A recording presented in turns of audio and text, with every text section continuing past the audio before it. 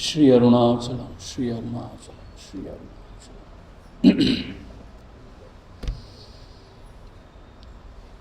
இன்றைய வகுப்பு முடியும் போது ஒரு 20 நிமிஷம் நம்ம உங்களுக்கு ஏதாவது சந்தேகங்கள் இருந்தால் நீங்கள் கேட்கலாம். அதுக்கான விடை எனக்கு தெரிஞ்சிருந்தால் நான் உங்களுக்கு சொல்லுவேன். ஐயம் தெளிதல், question and answer session, last 20 minutes. So if you have any question, please organize in your mind so that you can ask towards the end of this session.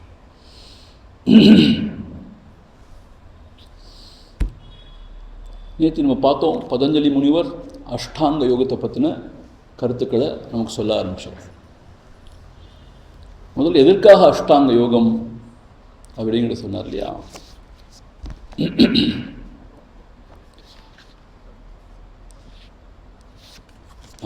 என்ன சொன்னார்னா 28வது சூத்திரத்தில் பார்த்தீங்கன்னா என்ன சொன்னார்னா, யோகாங்க அனுஷ்டானாத் அசுத்திக்ஷயே ஞான தீப்திரா விவேக கியாத்தேஹே. அசுத்திக்ஷயே, அஷ்டாங்க யோகத்தை நாம் அனுஷ்டானம் பண்ணோன்னா, அதை நம்ம ப்ராக்டிஸ் பண்ணோன்னா, அசுத்திக்ஷயே, அசுதினதும் இந்த கிளேஷங்கள் சொன்னால மனசில் இருக்கிற கிளேஷங்கள், அதாவது அஜ்ஞானம், அஸ்மிதா, ராகத்வேஷம், அபினிவேஷம், இதெல்லாம் க்ஷய, இதெல்லாம் கொஞ்சம் கொஞ்சமாக இல்லாமல் போயிடும். அது மட்டும் இல்லை, ஞான தீப்திரா, சரியான ஞானம் உண்டாகி அந்த ஞானத்தினுடைய அந்த ஒரு ஒளியினால் விவேக கியாத்தேகே, விவேக கியாத்தி உண்டாகும். விவேகம் என்னதும் பிரகிருதி என்ன, புருஷன் என்ன, என்னுடைய ஸ்வரூபம் என்ன அப்படிங்கிற அந்த பகுத்து அறிகிற தன்மை, அந்த விவேக கியாத்தி உண்டாகும். அந்த விவேகத்தை உண்டாயிடுச்சுனாலே சமாதி தன்னால் வைக்கும். ஸோ அதனால தான் இந்த அஷ்டாங்க யோகத்தை நாம் சொல்ல போகிறோம்னு சொல்ல ஆரம்பிக்கும். இப்போ உங்களுக்கெல்லாம் தெரியும் அஷ்டாங்க யோகம் என்னன்னு சொல்லிட்டு, யம நியம ஆசன பிராணாயாம பிரத்யாகார தாரண தியான சமாதி. அப்புறம் யமம்னா என்ன அப்படிங்கிறது சொல்ல ஆரம்பிச்சார். யமம்னா அர்த்தம் என்ன அர்த்தம் அப்படின்னு கேட்டால், சில கர்மங்கள்லாம் நிஷித்தம்னு சொல்லப்படுது, செய்யக்கூடாதவைன்னு சொல்லப்படுது சாஸ்திரத்தில். அந்த மாதிரி கர்மங்களை செய்யாமல் விடணும், அதான் சொல்கிறார். அந்த மாதிரி கர்மங்களை செய்யாமல் விடணும் சொல்கிறார். பாருங்க என்ன சொல்கிறாரு, அஹிம்சாதிபியோ நிஷித்த கர்மபியோ யோகினம் யமயந்தி நிவர்த்தயந்தி தி. அந்த கூடாதவை என்று சொல்கின்ற காரியங்களை செய்யாமல் விட்டு ஒழிப்பது, அதுக்கு பேர் தான் யமயந்தி நிவர்த்தயந்தி அப்படிங்கிறார். ஸோ அந்த யமம் சொல்லி இன்னொரு 5 சொன்னாங்க. என்னென்ன? அஹிம்சா, சத்தியம், அஸ்தேயம், பிரம்மச்சரியம், அபரிகிரகம். இதெல்லாம் நம்ம விரிவாக பார்த்துட்டோம். அதாவது சத்தியம்னா பொய் தான், அது உண்மைதான் பேசணும், பொய்யே சொல்லக்கூடாது. அஹிம்சானா அடுத்தவர்களை துன்புறுத்தக்கூடாது. அஸ்தேயம்னா பிறருடைய பொருளுக்கு ஆசைப்படக்கூடாது. பிரம்மச்சரியம்னா புலனடக்கம், தேவையில்லாமல் நம்மளோட வீரியத்தை வேஸ்ட் பண்ணக்கூடாது, வீணடிக்கக்கூடாது. அதுக்கப்புறம் அபரிகிரகம், அதாவது வாழ்க்கைக்கு தேவையானது மாத்திரம்தான் நம்ம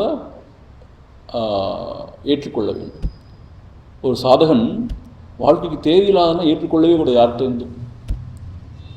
அன்றாட வாழ்க்கை என்ன தேவை? உணவு தேவை, கொஞ்சம் உடை தேவை, கொஞ்சம் மருந்துகள் தேவைப்பட்டால் மருந்துகள் தேவை.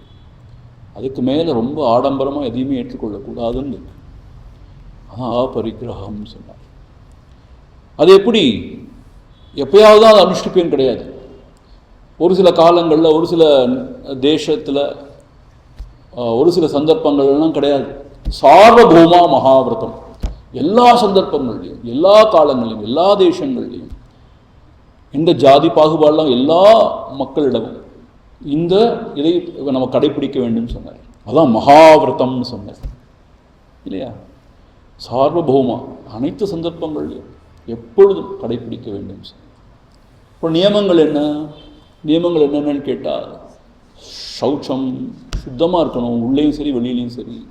சந்தோஷம், சந்தோஷம்னா யதாலாப சந்துஷ்டி, எது கிடைக்குதோ அதை கொண்டு திருப்தி, சந்தோஷம். தபஹானதும் உடம்பையும் மனதையும் பக்குவப்படுத்துறதுக்காக புலன் வழி போகாமல் மனம் வழி போகாமல் அதை வசப்படுத்தி தபஸ்சரியம் பழகணும்னு சொன்னார். தபஹா, அப்புறம் ஸ்வாத்தியாய. ஸ்வாத்தியாயனத்தை ஒரு நல்ல குருநாதர் கொடுத்த மந்திரங்களை ஜபம் பண்ணுறது, அந்த உபனிஷத்தில் உள்ள மந்திரங்களை பற்றி சிந்திக்கிறது, அதை கற்றுக்கொண்டு அதை பற்றி சிந்திப்பது, அதை கேட்டு அதை பற்றி சிந்திப்பது. அதுக்கப்புறம் ஈஸ்வர பிரணிதானம். இதெல்லாம் சொன்னார் இல்லையா, எப்படி எல்லா கர்மங்களும் ஈஸ்வரனுக்கு அர்ப்பணமாக செய்யணும். நல்ல கர்மமாக இருந்தாலும் காமிய கர்மமாக இருந்துச்சுன்னா, ஒரு ஆசை வயப்பட்டு செஞ்சோன்னா அது என்ன சொன்னார், நல்ல பாயாசம்தான், ஆனால் நாயால் நக்குன பாயாசம் மாதிரி அது நல்லது கிடையாதுன்னு சொன்னார். அந்த உதாரணம் ரொம்ப எஃபெக்டிவாக இருக்குது பாருங்கள். எந்த கர்மத்தையும் காமிய கர்மமாக செஞ்சால் அது நல்லதில்லை ஒரு சாதகன். ஸோ எந்த கர்மம் நல்லதோ கெட்டதோ எதாக இருந்தாலும் ஈஸ்வர அர்ப்பணமாக செஞ்சிடணும் அப்படின்னு, அதான் ஈஸ்வர பிரணிதானம்னு சொன்னார். ஸோ இதெல்லாம் நேற்று பார்த்துட்டோம் இல்லையா, இதெல்லாம் நம்ம ரொம்ப விரிவாக நேற்று பார்த்தாச்சு. இப்போ சம்டைம்ஸ் 33வது சூத்திரத்தில் சொல்கிறார், விதர்க்க பாதனே, இந்த மாதிரி யம நியமங்களை கடைப்பிடிக்கிறதுக்கு நேர்மறையான சிந்தனைகள் வந்தா எப்படி, நான் இவனை ஹிம்சை பண்ண தான் பண்ணுவேன், நான் அடித்து கொல்லுவேன் அப்படிங்கிற மாதிரி வந்தால் என்ன செய்யுது? அது மாத்திரம் இல்லை, இப்படியெல்லாம் வாழணும்னா கொஞ்சம் அப்படி இப்படி போய் பேச தான் வேண்டி இருக்கும், அதுக்கு என்ன செய்ய முடியும், அப்படி பேசுவேன். அது மாத்திரம் இல்லை, இப்படி செஞ்சால் தான் அவனுக்கு புத்தி வரும், அதனால் நான் ஹிம்சை பண்ணுவேன். அப்படியெல்லாம் செஞ்சு அப்படி ஒரு குதர்க்கமான வேறு மாதிரி எண்ணங்கள் வந்துச்சுன்னா, முரண்பான எண்ணம் என்ன செய்யணும், பிரதிபக்ஷ பாவனம். அப்புறம் இன்னொரு சைடு ஆஃப் த ஸ்டோரியை பற்றி சிந்திக்கணும். எப்படி சொல்கிறாருன்னு கேட்டால் நேற்று பார்த்தோம், நம்ம இந்த சம்சார துக்கத்தில் நம்ம ரொம்ப அலைக்கழிகிறோம், அந்த தாபத்தில் நம்ம ரொம்ப வேதனை படுறோங்கிறதுக்காக தான் இந்த மாதிரி யமனியமங்கள்லாம் கடைப்பிடிக்க ஆரம்பிச்சிருக்கோம், நல்ல சாதனைகள்லாம் பழக ஆரம்பிச்சிருக்கோம். மறுபடியும் திரும்ப நம்ம பழையபடி வாழ போகணும்னு சொன்னால் என்ன ஆகிடுவது? அதுக்கு ஒரு உதாரணம் சொன்னார். வாந்தி எடுத்த உணவை திருப்பி உண்ணுகின்ற மாதிரின்னு சொன்னார். யாராவது வாந்தி எடுத்து உணவு திருப்பி சாப்பிட முடியுமா? அதை மாதிரியும் பழையபடி திருப்பி நம்ம பழையபடி வாழ போகணும்னா, நல்ல மார்க்கத்தில் போயிட்டு இருந்ததை விட்டுட்டு ஏதோ ஒரு காரணத்தால் திருப்பி பழையபடி செய்கிறது தான் செய்வேன் அப்படின்னு சொன்னால் தட் இஸ் டிஸ்கஸ்டிங். அப்படி டிஸ்கஸ்டிங் சொல்கிறதுக்கு என்ன சொல்கிறார்? வாந்தி எடுத்து உணவு சாப்பிட்ற மாதிரி. இந்த நம்ம இந்த விஷயம் ரொம்ப கான்ட்ரவர்ஸான விஷயம் இருந்தாலும் நம்ம சொல்கிறேன். நம்மளோட சாஸ்திரத்தில் இந்த விலங்குகள்லேயே நாயை ரொம்ப இதாக சொல்லுவாங்க. நாயை ரொம்ப கீழ்த்தரமாக சொல்லுவாங்க. ஏன்னா நீங்கள் கூட பாருங்களேன், இந்த நாயன்மார்கள் கூட தன்னை நாயேன்னு சொல்லிப்பாங்க. ரொம்ப கடைநிலையில் உள்ள ஒரு மிருகமாக சொல்லுவாங்க. ஏன் தெரியுமா உங்களுக்கு? ஏன்னா அது உணவை உண்ட பிறகு அதை வெளியில் வாந்தி மாதிரி கக்கிட்டு திருப்பி அதை சாப்பிடுமா, அதை அப்படியே நக்கி சாப்பிடுமா. அதனால தான் அது ரொம்ப ஒரு இழிபிறவியாக சொல்லுவாங்க ஆக்சுவலாக. ஆனால் இதைத்தான் நம்ம இப்போல்லாம் கொண்டாடுறோம். ரொம்ப இல்லை, இதை நான் வெளில சொன்னதுனால என் மேலே பெரிய கேஸே போட்டுருவான். ஆனால் நம்ம சாஸ்திரத்தில் சொல்லியிருக்கு, நான் சொல்லலை, அப்படி இங்கே கூட சொல்லியிருக்கார். கௌலே ஏக்கேன வாந்தாஷினா சமஹா. அந்த நாய் மாதிரி வாந்தி எடுத்துட்டு திருப்பி அதையே சாப்பிட்ற மாதிரி டிஸ்கஸ்டிங். இப்போ திருப்பி பழையபடி நம்ம எப்படி வேணால் அவன் நடந்துக்கலாம், ஹிம்சை பண்ணலாம், அடுத்தவங்களை பொய் புரட்டு பேசலாம், அடுத்தவங்களோட பொருளை அபகரிக்கலாம், எப்படி வேணால் போகத்தில் ஈடுபடலாம், இப்படின்னு வாழ்க்கை முறையை திருப்பி அதே வாழ்க்கை முறைக்கு போயிட்டோம்னா இந்த உலகத்தில் என்ன தெரியுமா, இந்த எவல்யூஷனரி லேடர்னுவாங்க, இந்த பரிணாம வளர்ச்சியில் மேலே ஏறது ரொம்ப கஷ்டம், ஆனால் கீழே விழுறது ரொம்ப ஈஸி. ஆனால் கீழே விழுந்தவருக்கு திருப்பி மேலே ஏறது ரொம்ப சாத்தியம். இப்போ பாருங்களேன், எவ்வளவோ நம்ம நல்ல காரியம்லாம் பண்ணி நல்ல முறையில் வாழ்ந்து தான் இந்த மனித பிறவியை நமக்கு கிடச்சிருக்கு. இப்பயும் பன்றிகள் மாதிரி சாக்கடையில் உழண்டு கொண்டு இருந்தோம்னா திருப்பி பன்றியாக போகிறது ரொம்ப நேரம் ஆகாது. அப்போ அதுவே மனுஷனாக பிறக்கிறதுக்கு இன்னும் எவ்வளவோ காலம் ஆகும். இப்போ மனுஷனாக இருந்தால் தான் புத்திசாலித்தனமாக நம்ம நல்லது செய்யலாம், நம்ம சாதனைகள்லாம் பழகலாம். மிருகங்களாக இருந்தால் என்ன செய்ய முடியும்? ஒன்றும் செய்ய முடியாது. ஸோ அவை எவல்யூஷன் லேடில் வரணும்னா nature only should take care. அதுக்கு எவ்வளவோ ஜென்மங்கள் ஆகும். ஸோ அதனால தான் கிருஷ்ணன் என்ன சொல்கிறார்? உத்தரேதாத்மனாத்மானம் நாத்மானம் அவசாதையே. உன்னை நீ உயர்த்திக்கொள், உன்னை தாழ்த்தி கொள்ளாதே. நீ தான் உன்னுடைய பந்து, உன்னுடைய ஃப்ரெண்ட். ஆத்மைவ ரிபுராத்மனகா, நீ தான் உன்னுடைய எதிரியும் கூட. நீ நல்லபடியாக புலன்களையெல்லாம் வசப்படுத்தி நல்ல மார்க்கத்தில் போனால் நீ உன்னுடைய நண்பன். நீ எப்படி வேணால் வாழ்வேன்னு சொல்லி ஏனோதான மனம்போக்கில் போனால் நீ தான் உன்னுடைய முதல் எதிரி அப்படிங்கிறார். ஆகவே உன்னை நீ உயர்த்திக்கொள், தாழ்த்தி கொள்ளாதே அப்படிங்கிறார். ஸோ தாழ்ந்து போகிறது ரொம்ப சுலபம், உயர்த்தி கொள்வது ரொம்ப கஷ்டம். அதனால் திருப்பி ஏதாவது இது மாதிரி குதர்க்கமான எண்ணங்கள் வந்து நான் பரவாயில்ல அப்படி செய்தால் செய்வேன். சரி, நிறைய பேர் இப்படி இப்படி ரொம்ப ஜஸ்டிஃபை பண்ணுறாங்க. சுவாமிஜி, இந்த உலகத்தில் வாழணும்னா, பிஸ்னஸ் பண்ணணும்னா கொஞ்சம் பொய் பொருட்கள்லாம் பண்ண முடியல சுவாமிஜி, என்ன செய்யறதுன்னு தெரியல, அதனால் நாங்கள் பரவாயில்லன்னு செய்கிறோம், ஆனால் தான தர்மம் பண்ணிடுவோம். என்ன செய்கிறது? சில சமயங்கள் அவங்க சொல்ல ரியாலிட்டியாக கூட இருக்குது. ஃபார் எக்ஸாம்பிள், இந்த லஞ்ச லாவணத்தில் ஈடுபட மாட்டேன்னு யாராவது முடிவு பண்ணால் ரொம்ப கஷ்டமாக இருக்குது வாழ்க்கை. ஏன்னா எங்கே போனாலும் லஞ்ச லாவணம் தான், லஞ்சமும் கொடுக்க மாட்டேன் வாங்க மாட்டேன், அப்படி வாழணும். அப்படி தான் ரொம்ப கஷ்டமாக இருக்குது. சத்திய சோதனைங்கிற ரொம்ப சோதனையாக இருக்குது. அப்போ சில பேர் என்ன செய்யறாங்க, சரி குடி தொலை அப்படிங்கிற மாதிரி நினைக்கிறாங்க. ஆனால் அப்படி எல்லாரும் தொலைன்னு தொலைஞ்சாலும் இந்த நாடே தொலைஞ்சு போயிடுச்சு. ரொம்ப கஷ்டம். I agree. நான் என்ன சொல்றேன்னா, நான் ப்ராக்டிக்கலாக பேசல, ரொம்ப கஷ்டம். ஆனால் ஒரு சாதகன் எப்படி இருக்கணும்னா இப்படி தான் இருக்கணும். உலகத்தில் உள்ளவன் எப்படி வேணால் வந்துட்டு போகலாம், ஆனால் நீ உயர்ந்த லட்சியத்தை அடையணுங்கிற நோக்கத்தில் இருந்தேன்னா நீ இப்படி தான் இருக்கணுங்கிற மாதிரி நம்ம பெரியவங்க சொல்கிறோம். நோ காம்ப்ரமைஸ், சார்வபௌமா மகாவிரதம், எப்பொழுதும் இப்படி தான் இருக்கணும்னு சொல்கிறாங்க இல்லையா? ஸோ அது வரைக்கும் நம்ம பார்த்துருக்கோம், 33 சூத்திரம் வரைக்கும் நம்ம பார்த்துருக்கோம்.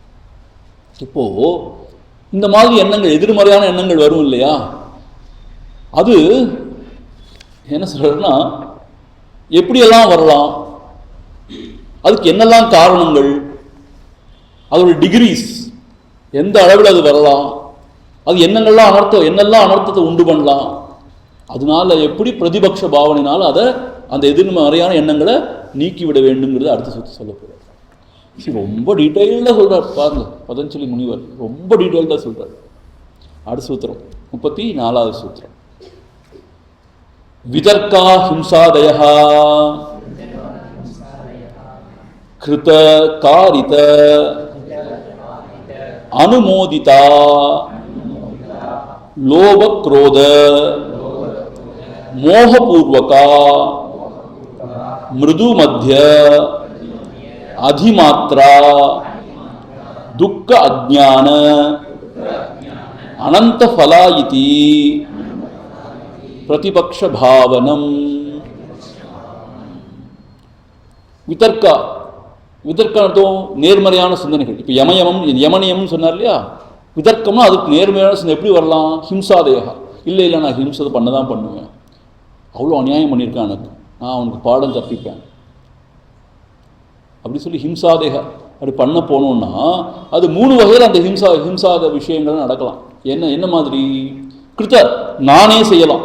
கிருத்தன்னு அர்த்தம் நானே முன் அவனை அடித்து கொள்ளுவேன் அப்படி சொல்லிட்டு போகலாம், கிருத்த.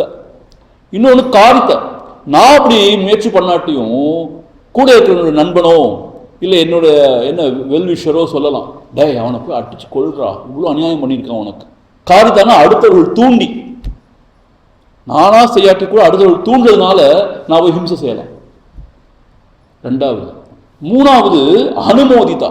அனுமோதித்தான்னா நம்ம யாரை உயர்வா நிற்கிறோமோ அவங்கெல்லாம் ஆமாம் அனுமோதித்தா, சரிதான் நீ செய்கிறது சரிதான், அப்படிதான் செய்யணும் அப்படி சொல்றதுனால நமக்கு என்ன ஆயிடுது, இன்னும் நமக்கு ஒரு நம்பிக்கை வருது, ஓ இப்படிலாம் செய்யணும் போலன்னு சொல்லிட்டு. இப்படி 3 வகையால் இந்த ஹிம்சையெல்லாம் நம்ம செய்ய முற்படலாம். ஒன்று நாமளே செய்யலாம், கோபத்தினாலேயோ தாபத்தினாலேயோ, இல்லை யாராவது சொல்லி ஆமாம் அவங்க சொல்கிறது சரிதாங்கிற மாதிரி நம்ம செய்யலாம், தூண்டி விட்டு நம்மளை. சரி, நிறைய பேர் அவங்க தானே தூபம் போடுறதுன்னு சொல்லுவாங்க, சும்மா இருந்தால் விட மாட்டாங்க, அப்படி செய்யலாம். இல்லாட்டி அனுமதி தானே நிறுத்தோம், ஆமாம் வி அக்ரி, நீ செய்யலாம், கரெக்டு தான் நீ செய்கிறதுங்கிற மாதிரி அந்த ஆமாஞ்சாமின்னு சொல்லுவாங்க. ஆமான்னு சில பேர் பக்கத்துலேயே சொல்லுவாங்க. அப்படியும் இந்த ஹிம்சையை செய்யலாம். இப்படி 3 வகையாக இந்த ஹிம்சை செய்யப்படுறதுக்கு வாய்ப்பு இருக்குது அப்படிங்கிறார்.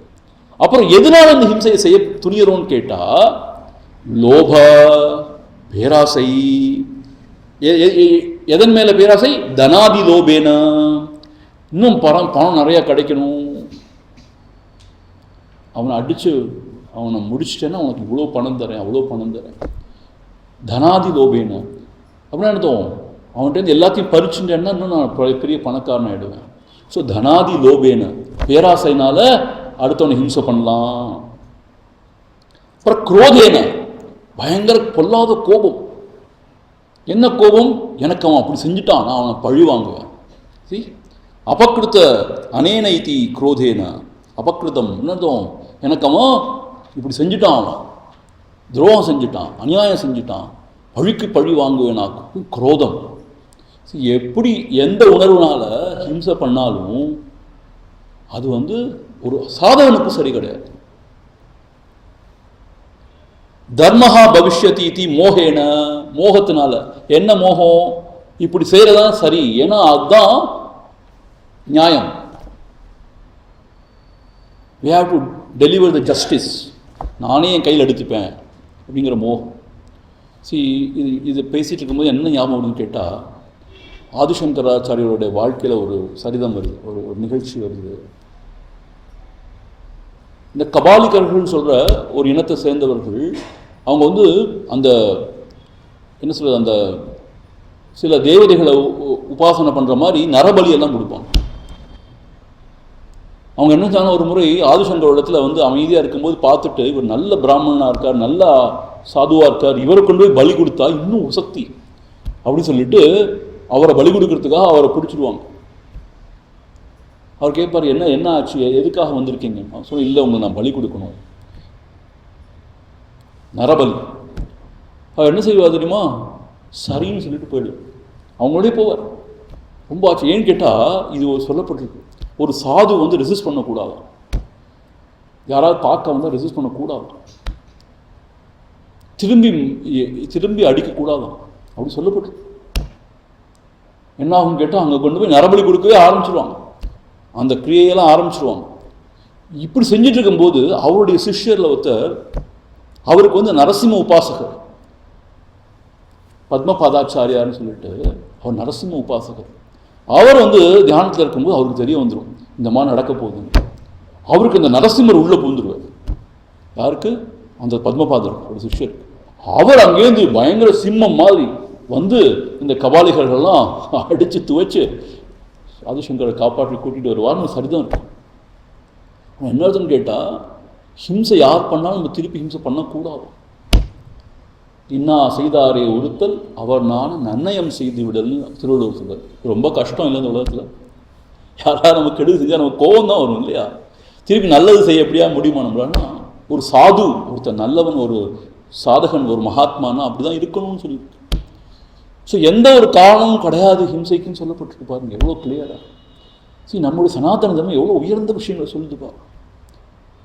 அனாவசியம் எந்த உயிரும் தொந்தரவு பண்ணக்கூடாது, ஹிம்சை பண்ணக்கூடாது, அனாவசியமாக பொய் பொருட்களில் ஈடுபடக்கூடாது, அடுத்தவன் சொத்தை அபகரிக்கக்கூடாது, அதீதமாக போகத்தில் ஈடுபடுறது கூடாது, தேவையில்லாத பொருட்களை சேகரித்து வைக்கக்கூடாது, சுத்தமாக இருக்கணும், புற சுத்தம் அகசுத்தம், சந்துஷ்டி, திருப்தியாக வாழணும், மனநிறைவோடு வாழணும், தபஸ்சரியத்தில் ஈடுபடணும், அன்றாட நூல்களை படிக்கணும், ஜபம் தபம் பண்ணணும், ஈஸ்வரனை வணங்கணும். இதுதான் நம்ம சனாதன தர்மத்துடைய அடிப்படை கோட்பாடுகள். அதுதான் இந்த யம நியமத்தில் கொடுத்துருக்காரு. இதுக்கு நேர் எதிர்மாறாதான் செய்வேன்னா யார் என்ன செய்ய முடியும்? ஸோ எதனால செய்கிறான் ஒரு சாதகன், ஒரு மனிதன்னு கேட்டால், லோபேன பேராசையை பயப்பட்டு, குரோதேன பயங்கர கோபம், பொல்லாத ரேஜ் அப்படிம்பாங்க இல்லையா, என்ன செய்கிறோன்னு தெரியாது, மோகேன ஏதோ ஒரு மோக வயப்பட்டு மனமயங்கி இப்படியெல்லாம் செய்யக்கூடும். லோப குரோத மோக பூர்வக்கா. அதில் கூட பாருங்க டிகிரிஸ் சொல்றார், மிருது மத்திய அதிமாத்திரா. சில பேருக்கு கோபம் வரும், ஆனால் லேசுவாசா வந்துட்டு போயிடும், அது மிருது. மத்திய சில பேருக்கு கொஞ்சம் இன்னும் கொஞ்சம் கூட வரும், சில பேருக்கு அதிமாத்திரா பயங்கரமாக வரும் இல்லையா? அப்படி வரும்போது இன்னும் பயங்கர மோசமான காரியங்களை செஞ்சுருவான், செய்யக்கூடாதெல்லாம் செஞ்சுருவான். இப்படி பலதரப்பட்ட டிகிரிஸில் கூட வர்றதுனால பலதரப்பட்ட வகையில் ஹிம்சை நடக்குது இந்த உலகத்தில். இது எல்லாமே எதை கொண்டு வந்து சேர்க்கும்னு கேட்டால், கடைசியில் துக்கத்தை தான் கொண்டு வந்து சேர்க்கும், ஏதோ ஒரு வகையில் துக்கத்தை தான் கொண்டு சேர்க்கும். அஜ்ஞான, திரும்ப திரும்ப அஜ்ஞானம் தான் நம்ம அழுத்த செய்யும். எடுத்தோம் அஜ்ஞானம் என்ன சொல்கிறேன்னா, ஒரு ஸ்தாவரம் மாதிரி, ஸ்தாவரம்னு எடுத்தோம் இலை, இந்த மரங்கள் ஆடு மாடு மாதிரி இன்னும் நம்ம கீழ் நோக்கி தான் போயிட்டுருக்கோம். அஜ்ஞான அனந்த பலாகா, அனந்த பலம் இன்னும் எல்லையில்லாத நிறைய தேவையில்லாத பலன்களை கொண்டு வந்து சேர்க்கும். என்ன மாதிரி அப்படின்னு கேட்டால், பிராந்தி சம்சய ரூபம். பிராந்தின்னு மனமயக்கம், சம்சயம், ஒரே சந்தேகம், இப்படி செய்யலாமா அப்படி செய்யலாமா, இப்படி தேவையில்லாத அனர்த்தங்களை கொண்டு வந்து சேர்க்கும் என்கின்ற பிரதிபக்ஷ பாவனையினால. இதுதான் பிரதிபக்ஷ பாவனை. இது எது கொண்டு வந்து சேர்க்கும்னா துக்கம் தான். துக்கம் இந்த நரகாதிகம்னு சொல்றாரு. நரகத்தை தான் உழணும். அப்புறம் அவ்வளோ துன்புறுத்துனா, அடுத்தவன் பொருளுக்கு ஆசைப்பட்டா, பொய் புரட்டு போனால் நரகத்தில் தான் உள்ள வேண்டி வரும். அதை அப்புறம் பார்த்துக்கலாம் சுவாமி, நரகத்தில் போய் பார்த்துக்கலாம், இன்றைக்கி செய்வோம், இன்றைக்கி நம்ம சந்தோஷமாக இருந்தால் போதும். அதுதான் நிறைய பேர் வாழ்கிறாங்க இல்லையா? சரியான ஒரு அணுகுமுறை கிடையாது. யோசிக்கணும் தான், இது என்னது நம்ம இப்படி செய்கிற காரியம் எங்கே கொண்டு போய் சேர்க்கணும் நம்மள? நரகாதிகம். அது மாத்திரம் அஜ்ஞானம். இன்னும் அஜ்ஞானம் தான் அழுந்து என்ன ஆகும்? இன்னும் பிறந்து பிறந்து இந்த உலகத்திலேயே உழந்து கொண்டு இருப்போம். அஜ்ஞானம். அது மாத்திரம் இல்லை, அனந்த பலாக, இன்னும் எல்லையில்லாத நிறைய அனர்த்தங்களாக கொண்டு வந்து சேர்க்கும். பிராந்தி சம்சயன்னு சொல்றாரு இல்லையா? இந்த மாதிரி. அதனால இதுதான் பிரதிபக்ஷ பாவனம். இதி பிரதிபக்ஷ பாவனம். இப்படி நன்றாக சிந்தித்து அதனுடைய விளைவுகளை எல்லாம் சிந்தித்து இதில் ஈடுபடக்கூடாதுன்னு சொல்லிட்டு நம்ம நல்வாழ்க்கையை வாழ ஆரம்பிக்கணும் அப்படின்னு சொல்றார். இது சொன்ன பிறகு இப்போ என்ன செய்ய போறான்னு கேட்டால், அடுத்த சூத்திரத்தில் என்ன செய்ய போறான்னு கேட்டால், இந்த யமம்னு 5 சொன்னார் இல்லையா? என்னது? அஹிம்சா சத்தியம்னா சொன்னார் இல்லையா? அதில் ஒருத்தன் ஊன்றி அந்த தர்மத்தில் இருந்தான்னா அவனுக்கு என்ன பிரயோஜனம், அவனுக்கு என்ன கிடைக்கும், அவனுக்கு என்ன லாபம் அப்படிங்கிறத சொல்ல போகிறேன். ரொம்ப இன்ட்ரெஸ்டிங்காக இருக்கு. ஒருத்தர் ஹிம்சையே பண்ணாமல் ரொம்ப அஹிம்சையே வாழ்க்கையோட தர்மமாக கடைப்பிடித்தான்னா அவன்கிட்ட என்ன வகையான சில அற்புதமான சில சித்திகள்னு அர்த்தம், சில கல்யாண குணங்கள், சில பவர்ஸ் அதெல்லாம் உண்டாகும். எப்படி உண்டாகும்? என்ன மாதிரி உண்டாகும்? அதே மாதிரி சத்தியத்தையே ஒருத்தன் பேசி வந்தால் அவனுக்கு என்ன மாதிரி வாழ்க்கை அமையும்? பரிகிரகம், அடுத்தவன் பொருளுக்கு ஆசைப்படாட்டா என்ன மாதிரி அப்படின்னு ரொம்ப அழகாக சொல்ல போகிறார். அடுத்த 7-8 சூத்திரத்தில் இந்த மாதிரி யமனியமங்களை முறையாக பிறழாமல் அதை அனுசரித்தா என்ன மாதிரியான லாபங்கள் உண்டாகும் என்பதை சொல்கிறார். 35வது படிப்போமா? அஹிம்சா பிரதிஷ்டாயாம் தத் சந்நிதௌ வைரத்யாகः. அஹிம்சா பிரதிஷ்டாயாம் தத் சந்நிதௌ வைரத்யாகः. அஹிம்சா பிரதிஷ்டாயம்னா அஹிம்சை என்கின்ற அந்த நல்ல ஒழுக்கத்திலே எவ்வளவு ஊன்றி இருக்கிறான். பிரதிஷ்டாயம்னா அதுலேயே அதுலேருந்து பிறழாமல் அந்த தர்மத்தில் ஊன்றி இருக்கான். அடுத்தவனை துன்புறுத்த மாட்டேன் எக்காரணத்தை கொண்டும் அப்படிங்கிற அஹிம்சைங்கிற தர்மத்தில் ஊன்றி இருந்தான்.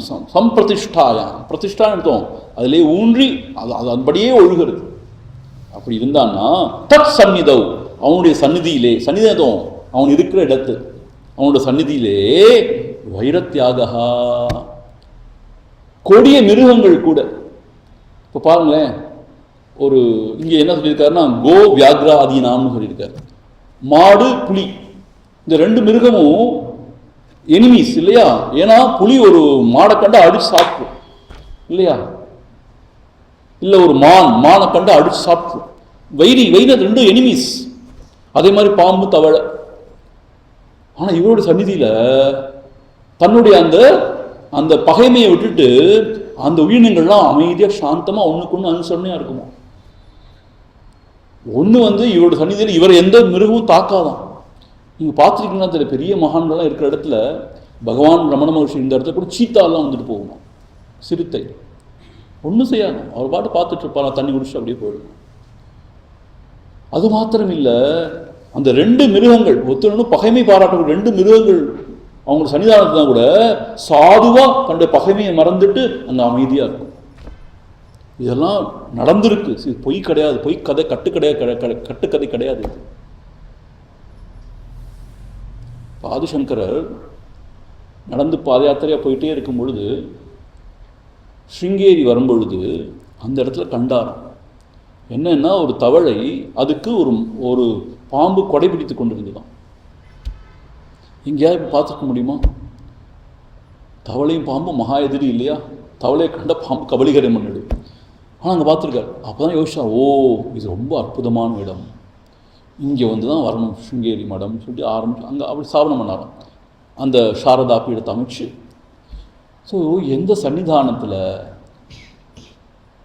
இந்த ஒன்றுக்கு ஒன்று எதிரியாக இருக்கிற இந்த மிருகங்கள் கூட சாந்தமாயிடுமோ, அது யாரோட சந்நிதியில் எப்பயும் அஹிம்சையவே உறுதியாக அந்த ஒழுக்க நிறைய பழகி வர்ற அந்த மகானுடைய சன்னிதானத்தில், ஏன்னா எல்லாருடைய மனமும் சாந்தமாக ஆகிடும். இப்போ ஒரு வெறி, ஒரு பகைமை பாராட்டி வெறி வந்து ஒரு ரேஜ், அதெல்லாம் வந்தால் தானே அடித்து சாப்பிடணும்னு தோணும், ஒன்றுக்கு ஒன்று அடிச்சுக்கணும்னு தோணும். அவங்கள சன்னிதானம் அவ்வளவு அமைதியாக இருக்கும். அதில் எவ்ரிபடி பிகம் ஸோ குவாய்ட். இந்த கதையெல்லாம் உண்மையாக சொல்லியிருக்காங்க. பகவான் ரமண மகர்ஷி வாழ்ந்த காலத்தில் திருவண்ணாமலையில் சம்ஹவ் பகவானுக்கும் குரங்குகளுக்கும் அவ்வளோ தொடர்பு இருந்தது. குரங்கு கூட்டம் பகவான் ரொம்ப அதுக்கு வந்து கருணையோடு இருந்திருக்காரு. குரங்கு வந்து பழங்கள்லாம் கொண்டு போனால் கோச்சிக்க மாட்டார், ஐயோ பாவம் அது கொண்டு போட்டுன்னு சொல்லுவார். அப்போது என்ன ஆயிருக்கும், ஒரு வாட்டி என்ன ஆச்சுன்னு கேட்டால் 2 குரங்கு கூட்டங்கள் பயங்கர சண்டையா. இதெல்லாம் நடக்கும் தெரியுமா அவங்களுக்கு, பயங்கரமான சண்டை சச்சம். அப்போ என்ன ஆச்சான், பகவான் அங்கே அமைதியாக இருந்திருக்கார் ஒரு இடத்துல. அப்போது 2 குரங்கு கூட வந்துச்சான் பகவான் சந்நிதிக்கு. அந்த பஞ்சாயத்து மாதிரி 2 பக்கத்து நியாயத்தை சொல்கிற மாதிரி ஏதோ சொல்லிட்டு இருந்துச்சோம். இதெல்லாம் கண்டிருக்காங்க, பகவானுடைய சரீரத்தை எழுதுறாங்க. இதை பகவானுக்கு குரங்கு பாஷை புரியுமோ நமக்கு தெரியாது, புரியுமா இருக்கும். அந்த மாதிரி ஞானிகளுக்கு எல்லாம் விளங்குமா இருக்கும். அவர் எல்லாத்தையும் பொறுமையாக கேட்டுட்டு ஏதோ சொல்லி சமரசம் செஞ்சு 2 சமரசமாக போக வச்சாருன்னு சொல்கிறாங்க ஒரு கதை. இதெல்லாம் நம்பக்கூடியதாக இருக்கா? யோசிச்சு பாருங்க. அந்த மாதிரி, ஏன்னா அந்த குரங்குகள் வந்து அந்த விலங்குகள் வந்து இவர்களை வந்து வேற யாரும் நினைக்காது, தங்கள் ஒருவராக நினைக்குமோ. ஏன்னா அவங்க அந்த மாதிரி அஹிம்சையில் வந்து பிரதிஷ்டா அதில் உறுதியாக இருக்கிறதுனால. ஸோ அதனால தான் தேவையில்லாமல் எந்த பிராணியும் கொல்லக்கூடாது. இப்போது ஒரு இடத்துல நடந்து போயிட்டுருக்கீங்க, அது எங்கேயோ போயிட்டுருக்கு ஒரு பாம்புன்னு அதை போய் அடிச்சு கொள்ளணும். உங்கள் வீட்டுக்குள்ளே வந்துச்சுன்னா பயமாக தான் இருக்கும், இல்லையே நான் சொல்லலை. அது தள்ளி தூக்கி போடலாம், தூக்கி போட முடியாத சில அடிக்க மாதிரி இருக்கும், அதெல்லாம் சரி. எங்கேயோ போயிட்டுருக்கோம் அதை போய் அடிக்கணும். எங்கள் ஆசிரியர் நிறையா இருக்குது பாம்புலாம். நான் சொல்லுவேன் அடிக்காதீங்க, எதுக்கு போய் அடிக்கணும், அது பாட்டு போயிட்டு போகுது. அதோட இடத்துக்கு நம்ம வந்து உட்காந்துருக்கோம் இல்லையா. ஆக்சுவலாக காடுன்னா நம்ம தான் வந்து உட்காந்துருக்கோம் அதோட இடத்துல. அதை ஆக்கிரமிப்பு பண்ணிவிட்டு நம்ம அதையே போய் ஏன் கொல்லணும் அனாவசியம். அதே மாதிரி இந்த மழையெல்லாம் பார்த்தீங்கன்னா சில சமயம் நட்டுவாக்காடு பெருசு பெருசாக தேள்லாம் வரும் வழியில். நான் என்ன சொல்கிறேன்னா, நீங்கள் ஜாக்கிரதையாக இருங்க, டார்ச் வச்சு போங்க. அதை அடிச்சு நச்சு கொண்டு, இது என்ன ஒரு வயலன்ஸ், வை இல்லை அது கொட்டிடுச்சா செத்து போகும். இப்போ நீங்கள் ஜாக்கிரதையாக இருக்கணும், அவ்வளோதான் செய்யணுமே ஒழிய அதுக்காக அது இருக்கிற இடத்துல நம்ம போய் இருந்துட்டு அதை போய் இந்த வதை செய்கிறது அதை. ஸோ அஹிம்சையிலேயே ஒருத்தன் நிலைச்சிருந்தான்னா, வைரத்தியாக அவங்க சன்னிதானத்தில் பகைமை விட்டு எல்லா பிராணிகளும் அமைதியாக அடங்கி இருக்குமா. அதே மாதிரி மனிதர்கள் கூட அவங்க சன்னிதானத்தில் பகைமையை விட்டுட்டு அமைதியாக இருப்பாங்க. அதான் லாபம், அஹிம்சையில் ஊன்றி இருந்தா. அடுத்து சத்திய பிரதிஷ்டா. ஒருத்த வாழ்க்கையில் சத்தியத்தையே பேசிக்கொண்டு வந்தான், சத்தியமான வாழ்க்கை வாழ்ந்து கொண்டு வந்தான். ஒரு நாள் கூட அசத்தியத்தை பேசினதே கிடையாது, சத்தியத்தையும் பிறண்டதே கிடையாது. அவனுக்கு என்ன மாதிரியான சித்திகள் உண்டாகும் அப்படின்னு கேட்டா, சத்திய பிரதிஷ்டாயாம் 36 சூத்திரம். சத்திய பிரதிஷ்டாயாம் கிரியாபல ஆஸ்ரயத்துவம். என்ன சொல்லியிருக்காரு தெரியுமா? கிரியா அப்படின்னா தர்ம அதர்ம ரூபா. கிரியான்னு சொன்னாலே கர்மங்கள், அது புண்ணிய பாவங்கள் 2 வகையாக இருக்கு இல்லையா. தஸ்யாக ஃபலம், அதோடைய பிரயோஜனம், அதோடைய ஃபலாஃபலன்கள் என்ன? சொர்க்காதீனாம், சொர்க்க நரகம் அப்படின்னா இன்ப துன்பம். தயோஹோ ஆஸ்ரயः வாங் மாத்ரேன தாத்தா தஸ்ய பாவஹா தத்துவம். என்ன அர்த்தம் கேட்டா, இந்த கர்மமும் கர்ம பலன்களும் சத்தியத்திலே பிரதிஷ்டையாக இருக்கார் இல்லையா, அவரிடம் குடிகொண்டு இருக்கிறதாம். இப்போ என்ன அர்த்தம்னு கேட்டா, வாங் மாத்திரேன்னு தாத்தா, ஒரு வார்த்தையை சொன்னான்னா எது வேணா அவரை கொடுக்க முடியுமா தாத்தா. ஆயுஷ்மான் பவ அப்படி சொன்னார்னா அந்த வாக்கு அப்படியே பழிக்கும், அவன் நீண்ட ஆயுளோடு இருப்பான். சகல ஐஸ்வர்யங்களும் உனக்கு சித்திக்கட்டும் அப்படி சொன்னார்னா சகல ஐஸ்வர்யம் கிடைக்குமா. அவருடைய வாக்கு என்ன சொன்னாலும் அது அப்படியே பழிக்கும், அதான் சொல்கிறேன், வாங் மாத்திரேன தாத்தா யோகினஹா ஸ்வர்காதி பல தாத்திருத்துவம் வாங் மாத்திரேன சித்தியதி இத்யர்த்தஹா. அவர் என்ன சொன்னாலும் அது அப்படியே பழிக்கும். சரி, அவருக்கு பேர் சத்திய சங்கல்பன்னு பேர். அப்படிப்பட்டவர்கள் என்ன பேர்? சத்திய சங்கல்பர்கள் பேர்.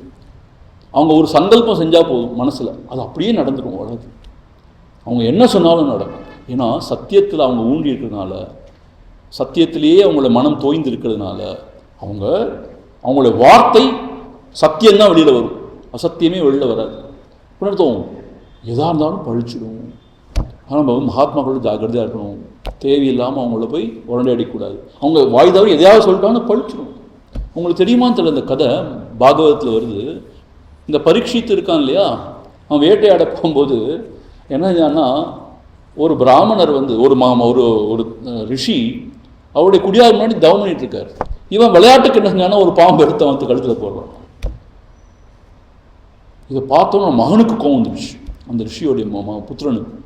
அவன் என்ன சபிச்சான், நீயும் இதே மாதிரி பாம்பு தீண்டி தான் நீ சாவன்னு சொல்லிட்டான். இன்னும் 7 நாளில். சரி, அந்த காலத்தில் உள்ளவங்களுடைய வாக்கெல்லாம் பழிச்சுது. ஏன்னா அவங்க சத்தியத்தில் இருந்தாங்க, சத்தியத்திலேயே நிலை பெற்று இருந்தாங்க. இப்போ நம்ம வாக்கு ஏன் பழிக்க மாட்டேங்குது? நம்ம பொய் பொருட்டு எல்லாமே சொல்கிறோம், தேவையில்லாதான் பொய் சொல்கிறோம். ஏன் லேட்? இல்லை எங்கள் டயர் பஞ்சராக போச்சு. சும்மா வித்தவுட் பேட்டிங் ஐலிட் பாங்க, ஒரு நிமிஷம் கூட யோசிக்காம டக்குன்னு ஒரு பொய்யை சொல்லிடுவோம். பொய் சொல்றது நமக்கு கை வந்த கலை மாதிரி. ஆனால் அவங்க அப்படி கிடையாது. அந்த காலத்தில் அப்படி இருந்ததுனால அவங்க சொன்னதெல்லாம் பழிச்சுது. அவன் 7 நாள் என்னமோலாம் பண்ணான். அவன் கடைசியில் பாம்பு தீண்டி தான் இறந்து போனான். அவன் பாகவதம் கேட்டான் 7 நாள், என்னமோலாம் சொன்னா சொல்ல முடியாது, பாகவதம் கேட்டான்.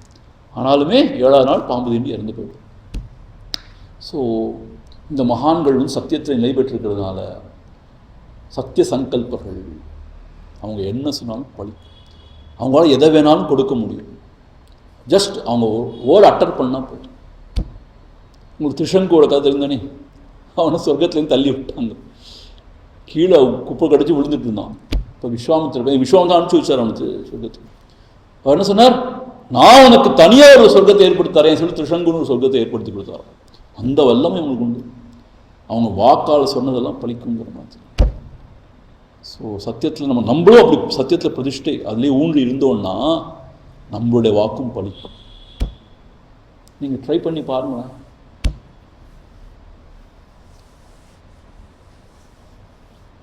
சரி, அடுத்து அஸ்தேயம். அடுத்தவங்களுடைய பொருளுக்கு ஆசைப்படாமல் தெரிஞ்சாங்க.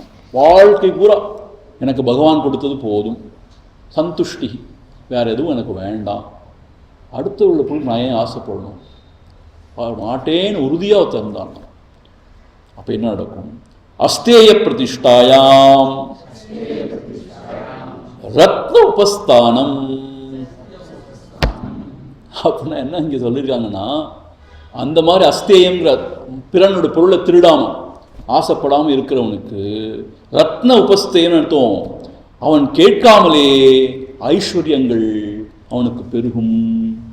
ரத்னன்னு அர்த்தம், ரத்னங்கள்னு சொல்லுவாங்க இல்லையா, ஐஸ்வர்யங்கள். ரத்ன உபஸ்தானம் அப்படின்னு அர்த்தம். அவன் கேட்காமலே அவனுக்கு ஐஸ்வர்யங்கள் வந்து குவியும். இப்போது சில பேர் நினைப்பாங்க, நம்முடைய சுவாமிஜி இருக்காரு சத்யானந்த சுவாமிஜி, யோசிச்சு பாருங்கள், யோகாச்சாரியா இங்கேருந்து யூஎஸ் போய் அமெரிக்காவில் போய் அங்கே 200 ஏக்கரில் ஒரு நிலம் வாங்கி கட்டியிருக்காரோட ஆசிரமம் வர்ஜீனியாவில். நம்ப முடியாது, 200 ஏக்கர் யூஎஸில் அந்த காலத்தில் போய் வாங்கி. அது மாத்திரம் தனியாக சார்ட்டர்ட் ஃப்ளைட்டே அவரே வச்சுருந்தாராம் ஃப்ளைட்டு. எப்படிப்பா இவ்வளோ ஐஸ்வர்யம் வருதுன்னா இதை மாதிரி தான் காரணம். அவங்களுடைய அந்த யோக சித்தி தான் அது காரணம். யோக சித்தினால் அவங்க கேட்காட்டியும் விரும்பாட்டியும் வேண்டாட்டியும் ஐஸ்வர்யம் வரும். என்ன செய்ய? ஸோ இந்த அஸ்தேய பிரதிஷ்டாயா, பிறன் பொருளுக்கு ஆசைப்படாமல் இருக்கும் பொழுது ரத்ன உபஸ்தானம். இங்கே என்ன போட்டிருக்காருன்னா, சதாசிவ பிரம்மேந்திரர் திவ்யானி ரத்னானி யோகினஹா புரத்த உபஸ்திதானின்னு போட்டிருக்கார். பவந்தி இத்தியர்த்தஹா அப்படின்னு அர்த்தம். அதாவது விண்ணுலகத்தில் மாத்திரம் கிடைக்கக்கூடிய சில ரத்னங்கள்லாம் கூட அவன் முன்னாடி தோன்றுமா, அவனுக்கு கிடைக்கக்கூடியதாக இருக்குமா அப்படிங்கிற மாதிரி போட்டிருக்காரு. ஆனால் அதோடைய இன்னும் கொஞ்சம் விரிவாக பார்த்தா எப்படி சொல்கிறாங்கன்னா, ஜென்ரல் ரத்னம்னா இந்த ஐஸ்வர்யம்னு அர்த்தம், செல்வம். அவன் வேண்டாமலே விரும்பாமலே அவனுக்கு சேரும், அவனை வந்து சேரும். இதுதான் அந்த அஸ்தேயம். பிறன் பொருளை நம்மின் களவாடாமல் நினையாமல் இருக்கிறதோட ஒரு விஷயம். அடுத்த சூத்திரம் 38. பிரம்மச்சரிய பிரதிஷ்டாயாம் வீரிய லாபஹா. இன்னொரு முறை, பிரம்மச்சரிய பிரதிஷ்டாயாம் வீரிய லாபஹா. என்ன சொல்லியிருக்காருன்னா சதாசிவ பிரம்மேந்திரர், வீரிய நிரோதகாகி பிரம்மச்சரியம். பிரம்மச்சரியம் என்ன அர்த்தம் கேட்டா, நம்முடைய வீரியத்தை அனாவசியமாக வீணாக்காமல் அதை நாம் பாதுகாப்பாக வைத்திருக்கிறோம். விந்து விட்டவன் நொந்து சாவான்னு ஒரு சித்தர் ஒரு பழமொழி இருக்கு. தேவையில்லாமல் இளமை காலத்தில் அநியாயத்துக்கு தன்னுடைய அந்த வீரியத்தை எவன் ஒருத்தன் அநியாயத்துக்கு இது வியர்த்தமாக வீணடிக்கிறானோ அவன் சீக்கிரமே தளர்ந்து போவான். அவனுக்கு சீக்கிரமே முதுமை வந்துடும், வியாதி வந்துடும். அவனால் நல்லா சிந்திக்க முடியாது, அவனால் எதையும் பெருசாக ஒன்றும் செய்ய முடியாது அப்படின்னு நம்மளோட மகாத்மாக்கள் சொல்லுவாங்க. சுவாமி சிவானந்தி த சீக்ரெட் ஆஃப் பிரம்மச்சரியான்னு ஒரு புக் எழுதியிருக்கார். நீங்கள் படிச்சிருக்கீங்களா? அதை அற்புதமான புத்தகம், ரொம்ப அற்புதமாக எழுதியிருக்கார். ஆனால் சில சமயம் ரொம்ப நமக்கே ஒரு மாதிரி இருக்கும் அதை படித்தா. என்ன சொல்கிறாங்கன்னா, நம்ம சாப்பிட்ற சாப்பாடு இருக்கு இல்லையா, அதோடைய எசன்ஸ் இந்த ஃபில்டர் காஃபி மாதிரி சொல்லுவாங்கள்ல, எசன்ஸ்ன்னு சொல்லுவோம் இல்லையா, அதை மாதிரி அதோடைய சாப்பாடோடைய எசன்ஸ் தான் நம்மளுடைய அந்த விந்து அல்லது வீரியம். அதுதான் அதை சேகரிக்க அதை என்ன செய்வாங்கன்னா யோகிகள் ஊர்த்துவாரா யோகிகள்னு சொல்லுவாங்க. அப்புறம் அந்த வெளியில் அதை விடாமல் அதை ஓஜஸ் சக்தியாக மாற்றக்கூடிய அவங்களுக்கு தகமை உண்டாம். ஒரு சக்தி ஓஜஸ் சக்தியாக மாற்றிடுவாங்க. அப்படிப்பட்டவங்களுக்கு என்ன ஆகும்னு கேட்டால், நல்ல புத்தி தீட்சண்யம், நல்ல மேதாவித்தனம், இன்னொரு மெமரி, நல்ல மேதாவித்தனம், அது மட்டும் இல்லை நினைச்ச காரியங்களை சாதிக்கக்கூடிய ஆட்கள், இப்படி எல்லாம் வருவாங்க. அப்படி இல்லாமல் தேவையில்லாமல் ஒரு வரையறையே இல்லாமல் தன்னுடைய வீரியத்தை இழப்பவனுக்கு என்ன ஆகிடும், ஒன்றுமே வாழ்க்கையே ரொம்ப சீரழிஞ்சு போகுங்கிற மாதிரி சொல்கிறாங்க பெரியவங்க. நம்ம பெரியவங்க சொல்கிறது தான் சத்தியம், அதுதான் நம்ம நம்பணும். இந்த வெஸ்டர்ன் ஃபிலாசபர் சொல்கிறது, வெஸ்டர்ன் திங்கர் சொல்கிறது நம்பக்கூடாது. ஐயோ சப்ரஷன், இப்படி ஆகிடும் அப்படி ஆகிடும், நீ வீணாக போயிடுவ. நோ. ஆனால் என்னன்னு கேட்டால், இந்த மாதிரி யோக சாதனை பழகணும். அப்போ தான் அதை அந்த வீரியத்தை நம்ம சரியான மொழி அந்த ஓஜ சக்தியாக மாற்ற முடியும். என்ன சொல்கிறார் தெரியுமா? தத் சித்தவு நிரதிசயம் சாமர்த்தியம் பவதி. அந்த வீரியத்தை நம்ம சேகரித்து அதை நல்லபடியாக ஓஜ சக்தியாக மாற்றதான் என்னாகும்? நிரதிசயம் சாமர்த்தியம் பவதி. அவனுக்கு எல்லையில்லாத ஆற்றல் உண்டாகும், எதையும் சாதிக்கக்கூடிய ஆற்றல் உண்டாகும். என்ன அர்த்தம்? புத்தி தீக்ஷண்யம், ஒரு விஷயத்தை திட்டமிட்டு செயல்படுறது, சாதிக்கிறது, அந்த மாதிரி சாமர்த்தியம் உண்டாகும். அது மாத்திரம் இல்லை, இன்னொரு முக்கியமான விஷயத்தை சதாசிவ சொல்றார். என்ன சொல்றாருன்னா, நிரதிசய சாமர்த்தியசாலினா யோகினா கிருதா சிஷ்யேஷு உபதேசா சத்ய ஃபலதா இதி பாவஹா. அப்படிப்பட்ட பிரம்மச்சரியத்திலேயே உறுதியாக இருப்பவர் தன்னுடைய சிஷ்யருக்கு ஒரு உபதேசம் செஞ்சார்னா, அந்த உபதேசம் உடனடியாக என்ன பலிதமாகும் அப்படின்னு, அந்த உபதேசம் சித்தியாகும் அவனுக்கு. ஸோ பிரம்மச்சரியத்தில் நிலை பெற்றிருக்கிற அந்த மகாத்மா ஒரு உபதேசம் சொன்னான், தத்துவமசின்னு சொன்னார்னா அதுக்கு அவ்வளோ பவர் இருக்கும். உடனே அவனுடைய உள்ளத்தில் அகம் பிரம்மாஸ்மிங்கிற உணர்வு ஏற்படுமா. யார் வேணால் இந்த உபதேசம் சொல்லலாம். அந்த தத்துவமசிங்கிற எல்லா இடத்துலையும் இருக்குது. சும்மா சொல்லலாம் தத்துவமசின்னு, ஒன்றுமே நடக்க மாட்டேங்குது. ஆனால் அந்த வீரியத்தை அப்படி விரயமாக்காமல் பிரம்மச்சரியத்தில் ஊன்றி இருக்கிற அந்த மகாத்மா ஒரு உபதேசம் செஞ்சார்னா அவருடைய வாக்கு அவ்வளோ பவர் இருக்கு, அந்த உபதேசத்துக்கு அவ்வளோ பவர் இருக்கும்.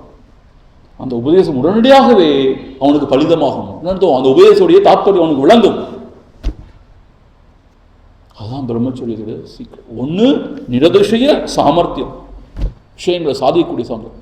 யோசிச்சு பாருங்க, சுவாமி விவேகானந்தர் நரேந்திரன்னு ஒரு இளைஞனாக இருந்தவர், கல்லூரி படிப்பை முடித்தவர். ஆனால் அதிபுத்திசாலின்னு வச்சுக்கோங்களேன். அது மத்தியில் ரொம்ப அற்புதமான ஒரு தேஜஸ் கொண்டவர். அவர் தன்னந்தனியனா அமெரிக்கா போய், அதுவும் சிகாகோவுக்கு 1 மாதம் முன்னாடியே போயிட்டார். தெரியுமா உங்களுக்கு? ஏன்னா தெரியாமல் அந்த டேட்ஸ் தெரியாமல் முன்னாடியே போயிட்டார். அவ்வளோ சஃபர் பண்ணியிருக்காரு. அவன் குளிர் யாருமே தெரியாது, அவ்வளோ சஃபர் பண்ணியிருக்காரு.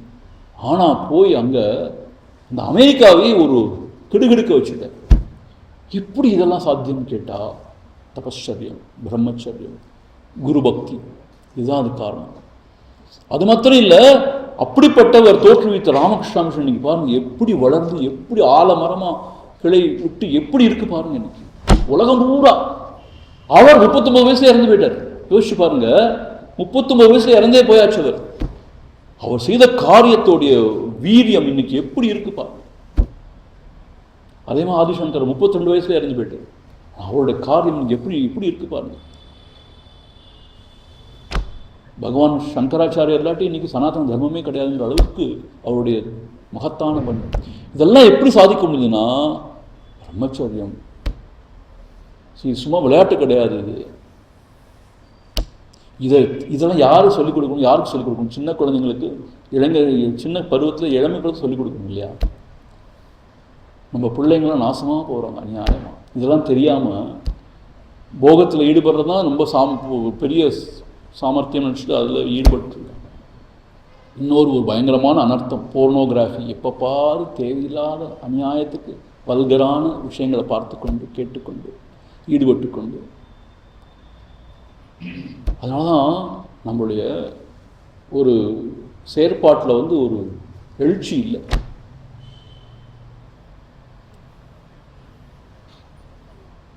Awake, arise, stop not till the goal is reached. குறிசாரும் வரை ஓயாது உழைமின். அதெல்லாம் ஏன் நம்மளால் முடியலை? ஏன்னா மன சஞ்சலமாகவே இருக்குது. ஒரு விஷயத்தை நாடிக்கொண்டு இன்னொரு விஷயம் டிஸ்ட்ராக்ட் பண்ணிடுது. ஏன்னா நம்மகிட்ட அந்த வீரியம் இல்லை. ஸோ பிரம்மச்சரிய பிரதிஷ்டாயாம், இந்த பிரம்மச்சரியத்திலே பிரதிஷ்டையாக இருந்தால் இப்படிப்பட்ட சித்திகள் அவனுக்கு உண்டாகும்.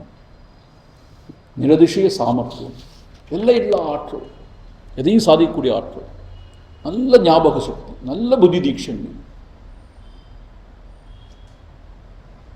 அப்படிப்பட்டவனால தான் அந்த அந்த அடுத்த ஜென்ரேஷனை மோல்டு பண்ணி எடுக்க முடியும், கைட் பண்ண முடியும். ஸோ அப்படி சொல்லியிருக்காங்க பிரம்மச்சரியத்தை பற்றி. அப்புறம் 39வது சூத்திரம், अपरिग्रहस्थैर्यै अपरिग्रहस्थैर्ये जन्म कथमता संबोधः.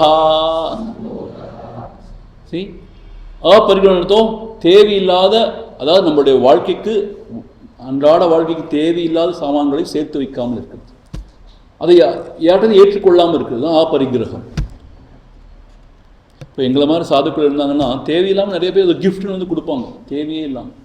இந்த ஷால் வச்சுக்கோங்க, அதை வச்சுக்கோங்க, இதை வச்சுக்கோங்க. தேவையில்லாட்டி எதுக்காக அதை நம்ம சேர்த்து வச்சுக்கணும்? அது சொன்னால் விளங்காது. They get hurt, they feel bad about it. ஆனால் நம்ம என்ன சொல்லணும்? தேவையில்லாத சாமானம் சேர்க்கக்கூடாது. இது ஒரு நியமமாக வச்சுக்கணும், இது ஒரு விரதமாக இருக்கணும். அப்படி ஸ்டைரியே அந்த விரதத்தில் ஊன்றி இருந்தாங்கன்னா என்ன தெரியுமா அவங்களுக்கு நடக்குமா?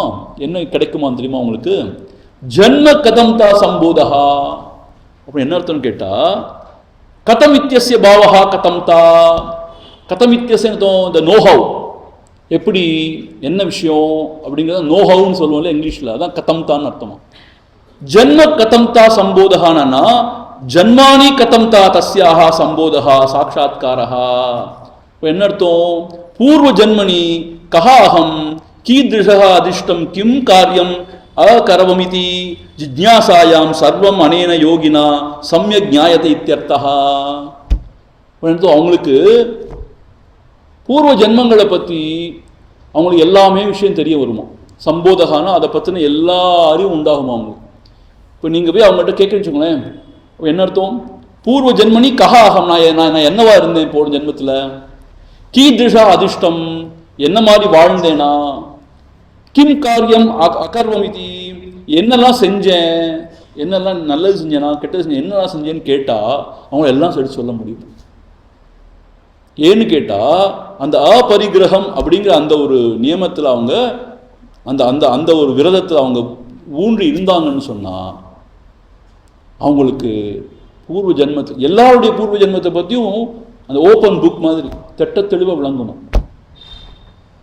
சில மகாத்மாக்களுக்கெல்லாம் தெரியும், ரொம்ப அழகாக சொல்லுவாங்க. ஏன்னா நம்ம இந்த புக்கை திறந்து வாசிக்கிற மாதிரி நம்மளுடைய உள்ளத்தை வாசிக்கிறது. ஸோ போன ஜென்மத்தையும் இப்படிலாம் இருந்தான், அதான் இந்த ஜென்மம் இவ்வளோ அனுபவிக்கிறான், இந்த மாதிரி சஃபர் பண்ணுறான், என்ன செஞ்சாங்க, ஏது செஞ்சாங்க. புத்தருக்கு சொல்கிறாங்க தன்னுடைய 200 ஜென்மங்களை பற்றின அறிவு இருந்துச்சு, அமிர்த அதை பற்றின ஒரு விளக்கம் இருந்துச்சு. அவர்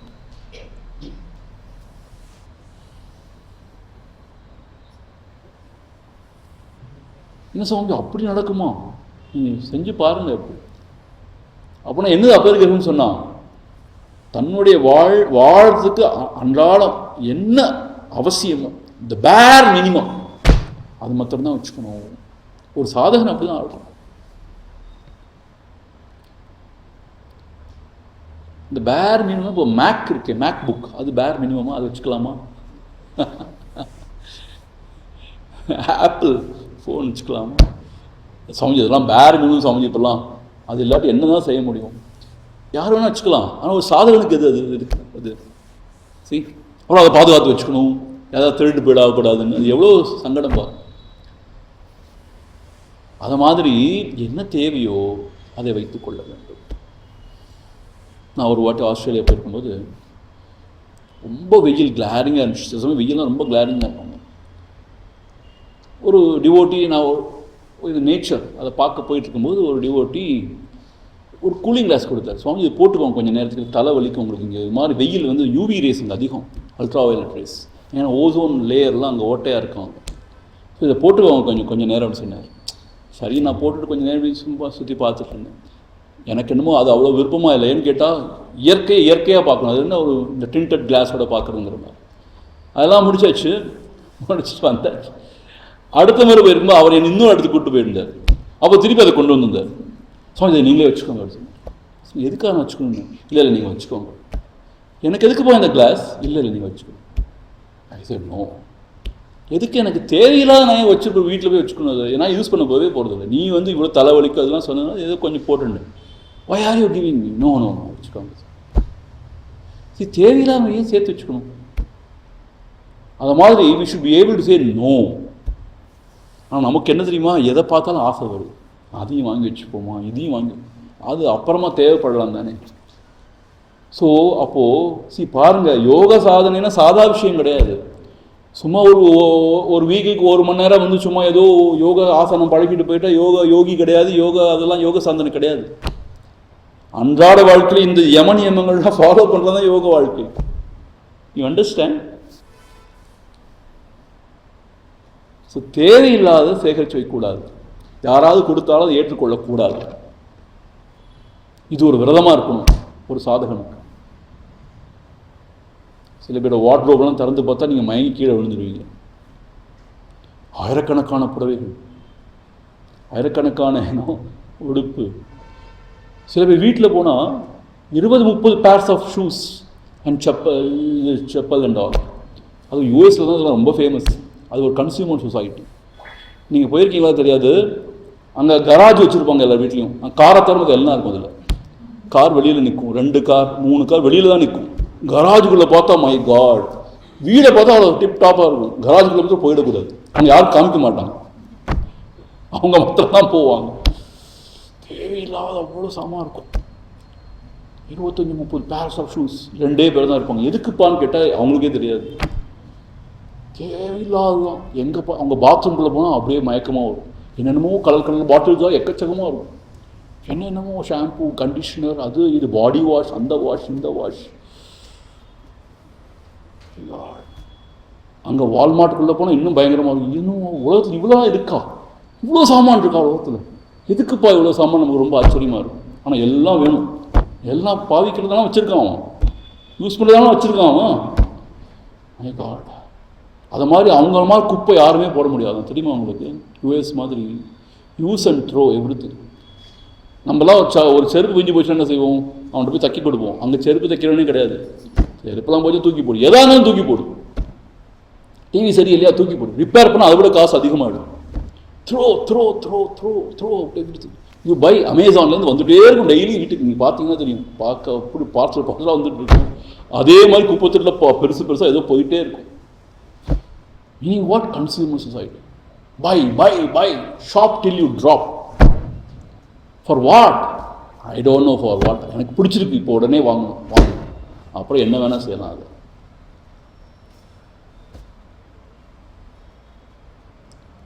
இதெல்லாம் சொல்ல போனால் நீங்கள்லாம் விவரம் தெரியாத ஆள் சொல்லுவோம், பொழைக்க தெரியாதவர். இதுதான் நல்ல வாழ்க்கை முறை. You have to accumulate, you have to buy. Swamiji நான் இப்படி இருந்தாலும் என்னோட ஒய்ஃப் கேட்க மாட்டேங்கிறா. நீங்கள் சொல்லலாம், இப்படி உங்களுக்கும் ஆசை கொஞ்சம் இருக்குன்னு அர்த்தம் இருக்கு.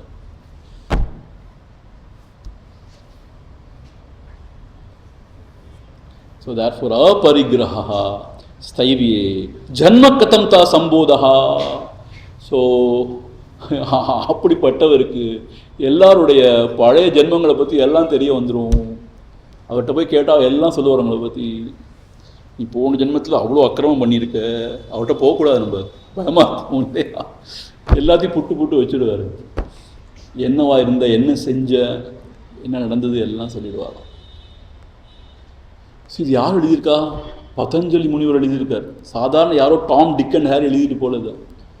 அந்த காலத்தில் பதஞ்சலி முனிவர் எழுதியிருக்கார். இந்த பதஞ்சலி முனிவர் எழுதுறதுக்கு வேதவியாசர் கமெண்ட்ரி எழுதியிருக்கார், தெரியுமா உங்களுக்கு? அதுதான் ஆச்சாரிஜி இது பண்ணியிருக்காரு, அதை தான் விவரமாக விளக்கியிருக்கார். இப்போ சதாசிவ பிரம்மேந்திரத்துக்கு விளக்கம் கொடுத்துருக்கார் பாருங்க. அப்படின்னா எவ்வளோ பழைய காலத்தில் எழுதியிருக்கார் பதஞ்சலி முனிவர். So if he say something it should be the truth இல்லையா? இதை நம்ம ப்ராக்டிஸ் பண்ணி பார்த்தா தெரியும். ஆனால் அதுதான் நம்ம பெரியவங்க சொல்லுவாங்க, நீ ப்ராக்டிஸ் பண்ணால் உனக்கே இது தெரிய வரும். இல்லை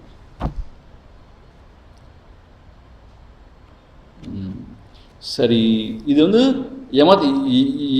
யமத்தை பற்றி சொல்லி இப்போ நியமங்களை பற்றி சொல்ல போகிறாங்க. என்னென்ன நியமங்கள்? சௌச்சம், சந்தோஷம் இல்லையா, அப்புறம் தபஸ்சரியம், சுவாத்தியாய, ஈஸ்வர பிரணிதானானி, அதானே. ஸோ இப்போது சௌச்சம் தூய்மை, ஒருத்தன் தூய்மையிலேயே நிலைத்து இருந்தானா. தூய்மைன்னா என்னது? புற தூய்மை, அகத்தூய்மை ரெண்டும் சொல்ல போகிறாங்க. புற தூய்மைனா இந்த உடம்பை சுத்தமாக வச்சுக்கிறது, அகத்தூய்மைனா அகத்தை சுத்தமாக வச்சுக்கிறது. அர்த்தம் அகத்தில் எழுற அந்த பொறாமை குணங்கள், காம, குரோத, லோப, மோக, மதமாச்சரியம் சொன்னாங்க இல்லையா, அதெல்லாம் இல்லாமல் நல்ல தூய்மையாக உள்ளே இருந்துச்சுன்னா. ஸோ புற சுத்தம், அக சுத்தம், இந்த ரெண்டும் தூய்மையாக இருந்துச்சுன்னா என்ன மாதிரி அவனுக்கு உணர்வு உண்டாகும், என்ன உண்டாகும் அவனுக்கு? சௌச்சாத்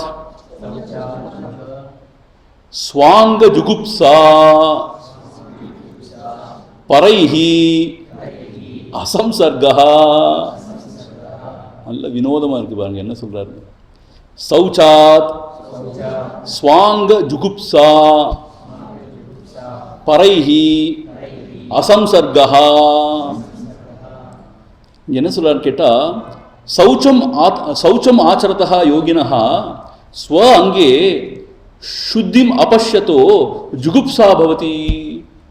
ரொம்ப தூய்மையில் ரொம்ப கண்ணும் கருத்துமாக இருக்கவன் தன்னுடைய இந்த உடல் எவ்வளவு அசுத்தமாக இருக்குங்கிறத உணர்ந்து அது மேலே அவனுக்கு ஒரு டிஸ்கஸ்ட் உணர்த்தும், ஒரு வகையான ஒரு அருவருப்பு உண்டாகும். என்ன சுவாமி இப்படி சொல்கிறீங்க? அவர் சொல்கிறார், என்ன சொல்கிறாருன்னா, அசுச்சிஹி பாவஹா அயம் காயஹா, இந்த உடலே அசுத்தமானது தான். ஏன் அப்படி சொல்கிறீங்க அப்படின்னு கேட்டால், அத்தஹா தஸ்மின் நவபிஹி சித்ரைஹி நிரந்தரம் ஸ்ரவத்சு மலேஷு ரோமகூப்பைஹி அசங்கியாதைஹி கிண்ணே காத்ரே கோ நாமகேதேன பிரக்ஷாலயத்தும் சக்னுயாத். என்ன சொல்கிறான்னு கேட்டால், இந்த நவத்வாரம் வழியாக இந்த உடம்புல 9 துவாரம் இருக்கான், தெரியுதா நம்மளுக்கு? 9 துவாரம். அந்த 9 துவாரம் வழியாக என்ன வருதுன்னு யோசிச்சு பார்த்தா அருவருக்கத்தக்க அழுக்கு தான் வெளில வருது இல்லையா? தூங்கி எந்திருந்து பார்த்தா தெரியும், கண்லேருந்து பூழ விடியுது சொல்லுவாங்க தானே, மூக்குலேருந்து சளி, எச்சில், அப்படி பார்த்தா. அது மாத்திரம் இல்லை, இந்த என்ன சொல்ற ரோம கூப்பைகி, ஒவ்வொரு அந்த அந்த ரோமம் சொல்கிறோம் இல்லையா, அந்த ரோமம் சொல்கிறோம் இல்லையா, அந்த தோல்லேருந்து அந்த ரோமங்கள்லாம் வருது இல்லையா, அதுலேருந்து என்ன வருது, அந்த ஸ்வெட் கிளாண்ட் அது செக்ரீட் பண்ணி என்னது, வேர்வை, ஒரே ஸ்மெல்லிங் பேட். அதுக்கெல்லாம் நம்ம என்னமோலாம் போட்டுக்கிறோம், அது வேறு விஷயம். அது 2 கலந்து இன்னும் பயங்கர மோசமாயிடும் வச்சுக்கோங்களேன். இப்படி பார்த்தா இந்த உடல்லேருந்து என்ன வருது, மலமூத்திரம், மலம் பக்கவே போக முடியாது, மலமூத்திரம். இப்படி எதை பார்த்தாலும் எல்லாம் அருவருப்பான சாமான் தான் வெளியில் வருது அப்படிங்கிற சென்சிட்டிவிட்டி அவனுக்கு ரொம்ப அதிகமாகிடுமா. அதனால நாம் எந்த உடலை ரொம்ப அற்புதமானதுன்னு போஷிக்கிறோமோ அவனுக்கு அது மேலே ஒரு அருவருப்பு வருவான்.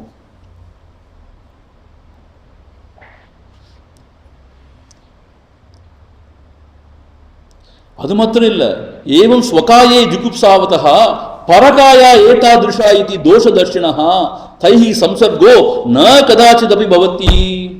தன் தேகமே இவ்வளவு அருவருப்பானது, இவ்வளோ எல்லா ஓட்டையிலேருந்து அழுக்கு தான் வருது, மலமூத்திரம் தான் வருது அப்படின்னு தெரிஞ்சவனுக்கு மற்ற பிறருடைய தேகத்தை கண்டா பக்கத்தில் கூட போக தோணும். அப்படின்னு அர்த்தம் தைஹி சம்சர்கா ந கதாச்சிதபி பவதி, அது தொடரணுங்கிற ஒரு எண்ணமே வராதான் இன்னொரு உடம்பை போய். அதனால தான் பெரிய மகான்கள்லாம் பார்த்தீங்கன்னா நம்ம தொடவே விட மாட்டான். நமஸ்காரம் பண்ணால் கூட தள்ளி இருந்து பண்ணுமா. இப்போ நம்ம பார்த்து காஞ்சி பெரியவரெல்லாம் பார்த்தீங்கன்னா இப்படி தான் போடுவாங்கல்ல அவங்களோட பிரசாதத்தை கூட. they don't touch anybody. ஏன்னா அந்த மாதிரி உயர்ந்த ஒரு இதில் இருக்காங்க, பிரின்சிபலில் இருக்காங்க. அப்படி தான் நினச்சிக்கணும். அவன் தீண்டாமன்னு நினைக்கக்கூடாது. இதுதான் நம்ம பைத்தியக்காரதான் எல்லாம் சிந்திப்போம். ஸோ எல்லாரையும் கட்டி அழகதான் நம்மளுடைய வாழ்க்கை நினச்சிட்டு இருக்கோம். நோ, அந்த மாதிரி உயர்ந்த நிலையில் இருக்காங்க. தன்னுடைய உடம்புலேருந்தே இந்த அழுக்கு தான் வருது, மலமூத்திரம் தான் வருது அப்படிங்கிற எல்லா உடம்பு அருவருக்கத்தக்கதுங்கிறதுனால எதையுமே தீர்ந்ததுக்கு அவங்களுக்கு மனசே வராது. அப்படின்னா அவங்கள யோசிச்சு பாருங்க, செக்ஷுவல் இன்டெலிஜென்ஸ்லாம் அவங்களுக்கு சான்ஸே யோசிக்கவே முடியாது அவங்களால. ஏன்கிட்ட அந்த அளவுக்கு அவங்க சென்சிட்டிவாக இருக்காங்க. இது அருவருக்கத்தக்கது, அசுத்தமானது இந்த உடம்பு அப்படின்னு. நம்ம என்ன நினைக்கிறோம், இந்த உடம்பு தான் ரொம்ப உசத்தியானதுன்னு நினைக்கிறோம். அதுக்கு அவ்வளோ போஷணம் பண்ணுறோம் இல்லையா, சேவை செய்கிறோம், அதுக்கு அவ்வளோ எல்லாம் கொடுத்து. ஆனால் அவங்கள பொறுத்து மட்டும் காயமே இது பொய்யடா காற்றடைத்த பையடான்னு சித்தர்கள் சொல்கிறாங்களாம். நந்தவனத்தில் ஒரு ஆண்டி அவன் 4 மாதமாய் குயவனை வேண்டி கொண்டு வந்தான் ஒரு தோண்டி, அதை கூத்தாடி கூத்தாடி போட்டுடைத்தாண்டி. என்ன அர்த்தம்? 4 மாதம் அர்த்தம் 10 மாதம். அம்மா 10 மாதம் முன்னே பெற்கிறான்.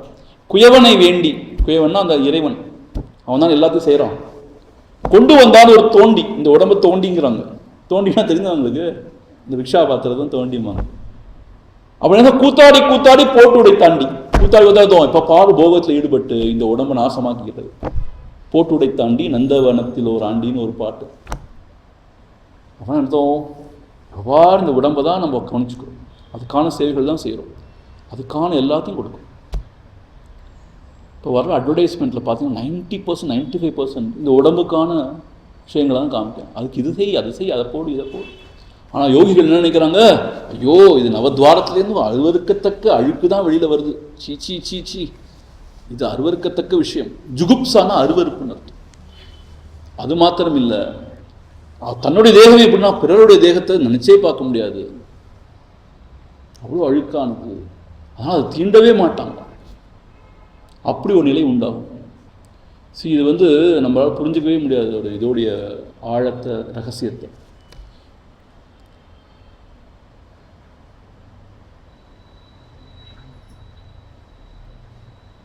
இது அன்டச்சபிலிட்டி கிடையாது. அன்டச்சபிலிட்டி நம்ம தீண்டாமல் என்ன தெரியுமா, மற்றவங்கெல்லாம் தீண்டுவேன் ஆனால் சில பேர் தீண்ட மாட்டேன்னா இருக்கும். இவங்க யாரையுமே தீண்ட மாட்டேன். ஏன்னு கேட்டால் அந்த மாதிரி அவங்களுக்கு அப்படி ஒரு நிலைமை உண்டா. இது மைண்டில் அப்படி ஒரு நிலைமை உண்டாயிடும் அவங்களுக்கு. இது அவங்க ஆர்டிஃபிஷியலாக உண்டு பண்ணிக்கிறது கிடையாது. சௌச்சத்திலேயே ஊன்றி இருக்கிறவங்களுக்கு இப்படி ஒரு நிலைமை உண்டாகும். இது புற தூய்மை. அகத்தூய்மை பழகிறவங்களுக்கு என்ன நடக்கும் அதையும் சொல்கிறாருங்க பாருங்க. இங்கே 2ஆக வகுத்துறாரு.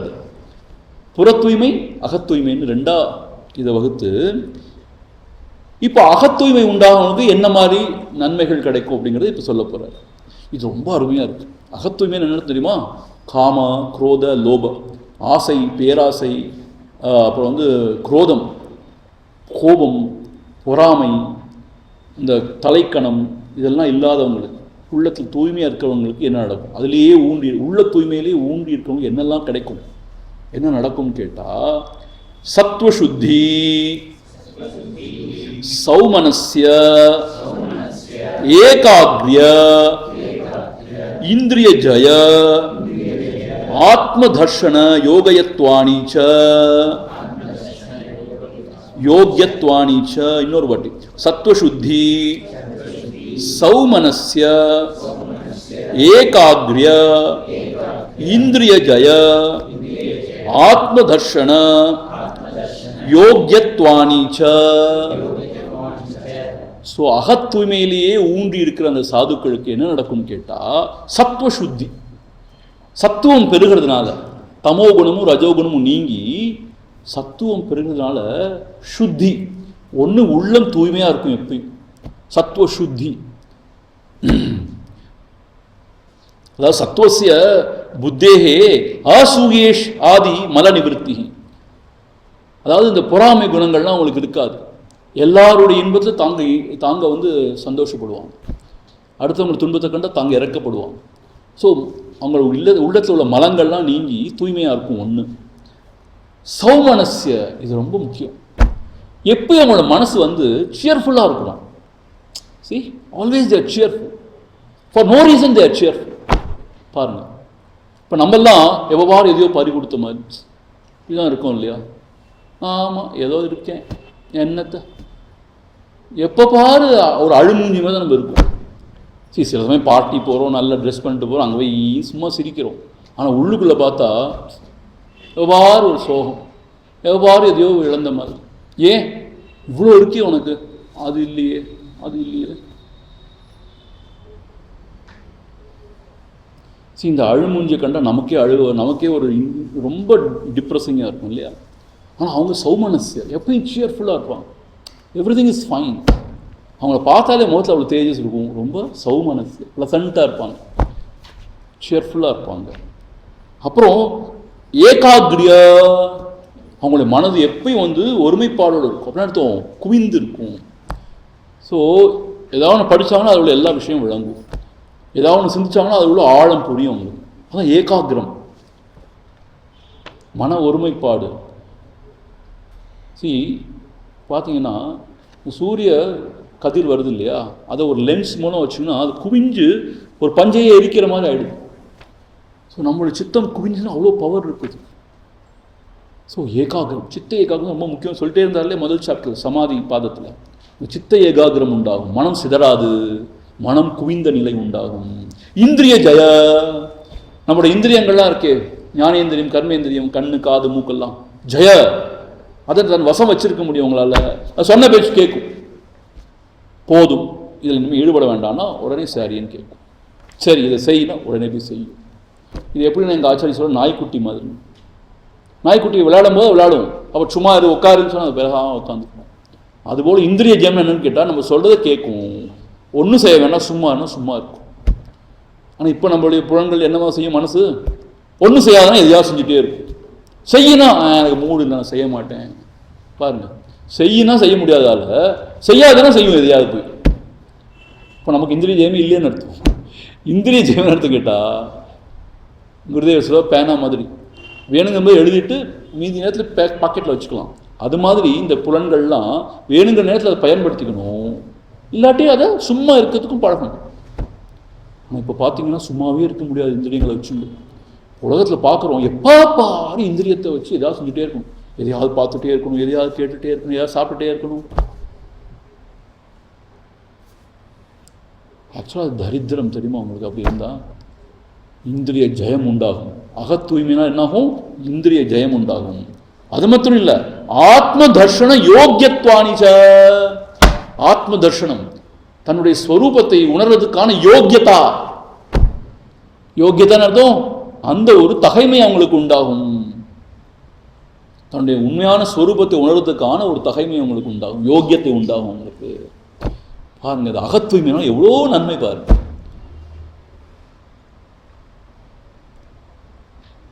எனக்கு ரொம்ப ஆச்சரியமாக இருந்துச்சு, எப்படி இவ்வளோ விரிவாக சொல்லியிருக்காங்கன்னு சொல்லிட்டு. அகத்தூய்மை என்ன தெரியுமா? அடுத்தவங்களுக்கு கெடுதல் நினைக்கக்கூடாது, அனாவசியமாக ஆசைப்படக்கூடாது, கோபதாபத்துக்கு இடம் கொடுக்கக்கூடாது, பொறாமைப்படக்கூடாது, கர்வம் கொள்ளக்கூடாது. இந்த மாதிரி சில விஷயங்கள் இருக்கு இல்லையா, இதுதான் அகத்தூய்மைன்னு சொல்கிறது. இப்படி அகத்தூய்மையோடு இருந்தோன்னு சொன்னால் எப்பயும் சியர்ஃபுல்லாக இருக்கலாம், சித்த ஏகாகிரமாக இருக்கும், மனம் குவிந்து இருக்கும். மூணாவது, இந்த இந்திரியங்கள்லாம், மன இந்திரியங்கள்லாம் நம்ம வசம் இருக்கும். அது மட்டும் இல்லை, இந்த ஆத்ம தர்ஷன யோக்கியத்துவம், ஆத்ம தர்ஷனத்துக்கு உண்டான யோக்கியத்தை நமக்கு உண்டாகும். அப்போ தான் we become a fit student to become self realised. இல்லாட்ட அந்த யோகியத்தாவே உண்டாகாது நமக்கு. ஸோ அகத்தூய்மை அவ்வளோ முக்கியம். ஒரு சாதகனுக்கு அகத்தூய்மை அவ்வளோ முக்கியம். புற தூய்மையும் முக்கியம், அதை விட ரொம்ப முக்கியம் அகத்தூய்மை. இதெல்லாம் தெரியாமல் என்ன செய்யணும்? நம்ம சின்ன குழந்தைங்க இதெல்லாம் சொல்லிக் கொடுக்கணும். எதை சொல்லிக் கொடுக்கணும் நம்ம? அதான் இப்போ garbage in garbage out. Garbage தான் உள்ளே போகிறோம் இல்லையா, காது வழியாக கண்ணு வழியாக எல்லாம் கார்பேஜ் அவுட். இப்போ அவன் என்ன பேசுவான்? அவன் கெட்ட வார்த்தை தான் பேசுவான். என்ன சிந்திப்பான்? தேவையில்லாதான் சிந்திப்பான். என்ன செய்வான்? தேவையில்லாதான் செய்ய போவான். ஏன்னா எதை பார்க்குறோமோ, எதை கேட்குறோமோ, எதை பேசுகிறோமோ அதே தான் மனசுக்குள்ளே போயிட்டே இருக்குது. இப்போ திருப்பி வெளில வரும்போது என்ன வரும்? அதே தான் வரும். இதுதான் சொல்லுவாங்க கார்பேஜ் இன் கார்பேஜ் அவுட்னு சொல்லுவாங்க. ஸோ நம்ம சின்ன பிள்ளைங்களை என்ன சொல்லி கொடுன்னு கேட்டால், நல்ல விஷயங்களை உள்ளே போடணும் கண்ணால் காதால். அப்போ தான் நல்ல விஷயங்கள் வெளியில் வரும். ஸோ இந்த அக ஒழுக்கம், இந்த அக தூய்மை அவ்வளோ ஒரு ஒழுக்கமாக இங்கே சொல்லியிருக்காங்க. அதனால தான் அந்த ஆத்ம தர்ஷன யோக்கியதா சித்தியர்த்தம், அந்த யோக்கியதையே உண்டாகும் ஆத்ம தர்ஷனத்துக்கு. ஸோ ஒரு சாது, ஒரு சன்னியாசி, ஒரு சாதகன் அகத்தூய்மை இல்லாமல் ஞானத்தை அடைஞ்சனாலும் அடையவே முடியாது. பாருங்க, அந்த யோக்கியதையே அவனுக்கு இருக்காது. You can cheat everybody but you cannot cheat yourself. நம்ம பார்த்துட்டே இருக்கோம் நம்ம என்ன செய்கிறோங்கிறது, நம்ம என்ன சிந்திக்கிறோம், என்ன செய்யறோம் நாம் பார்த்துட்டே இருக்கோம். யாரை வேணால் ஏமாற்றலாம், நம்ம ஏமாற்றவே முடியாது. நம்ம மனசாட்சிக்கு நம்ம பதில் சொல்லியே ஆகணும். நம்ம யாரை வேணால் ஏமாற்றலாம், நம்மளை ஏமாற்றவே முடியாது. நம்ம always we are looking at our motives, thoughts and actions. அதனால் நம்ம ரொம்ப தூய்மையாக இருந்தோம்னா நம்ம மோட்டிவ்ஸில், தாட்ஸில், ஆக்ஷனில், then we become a true seeker.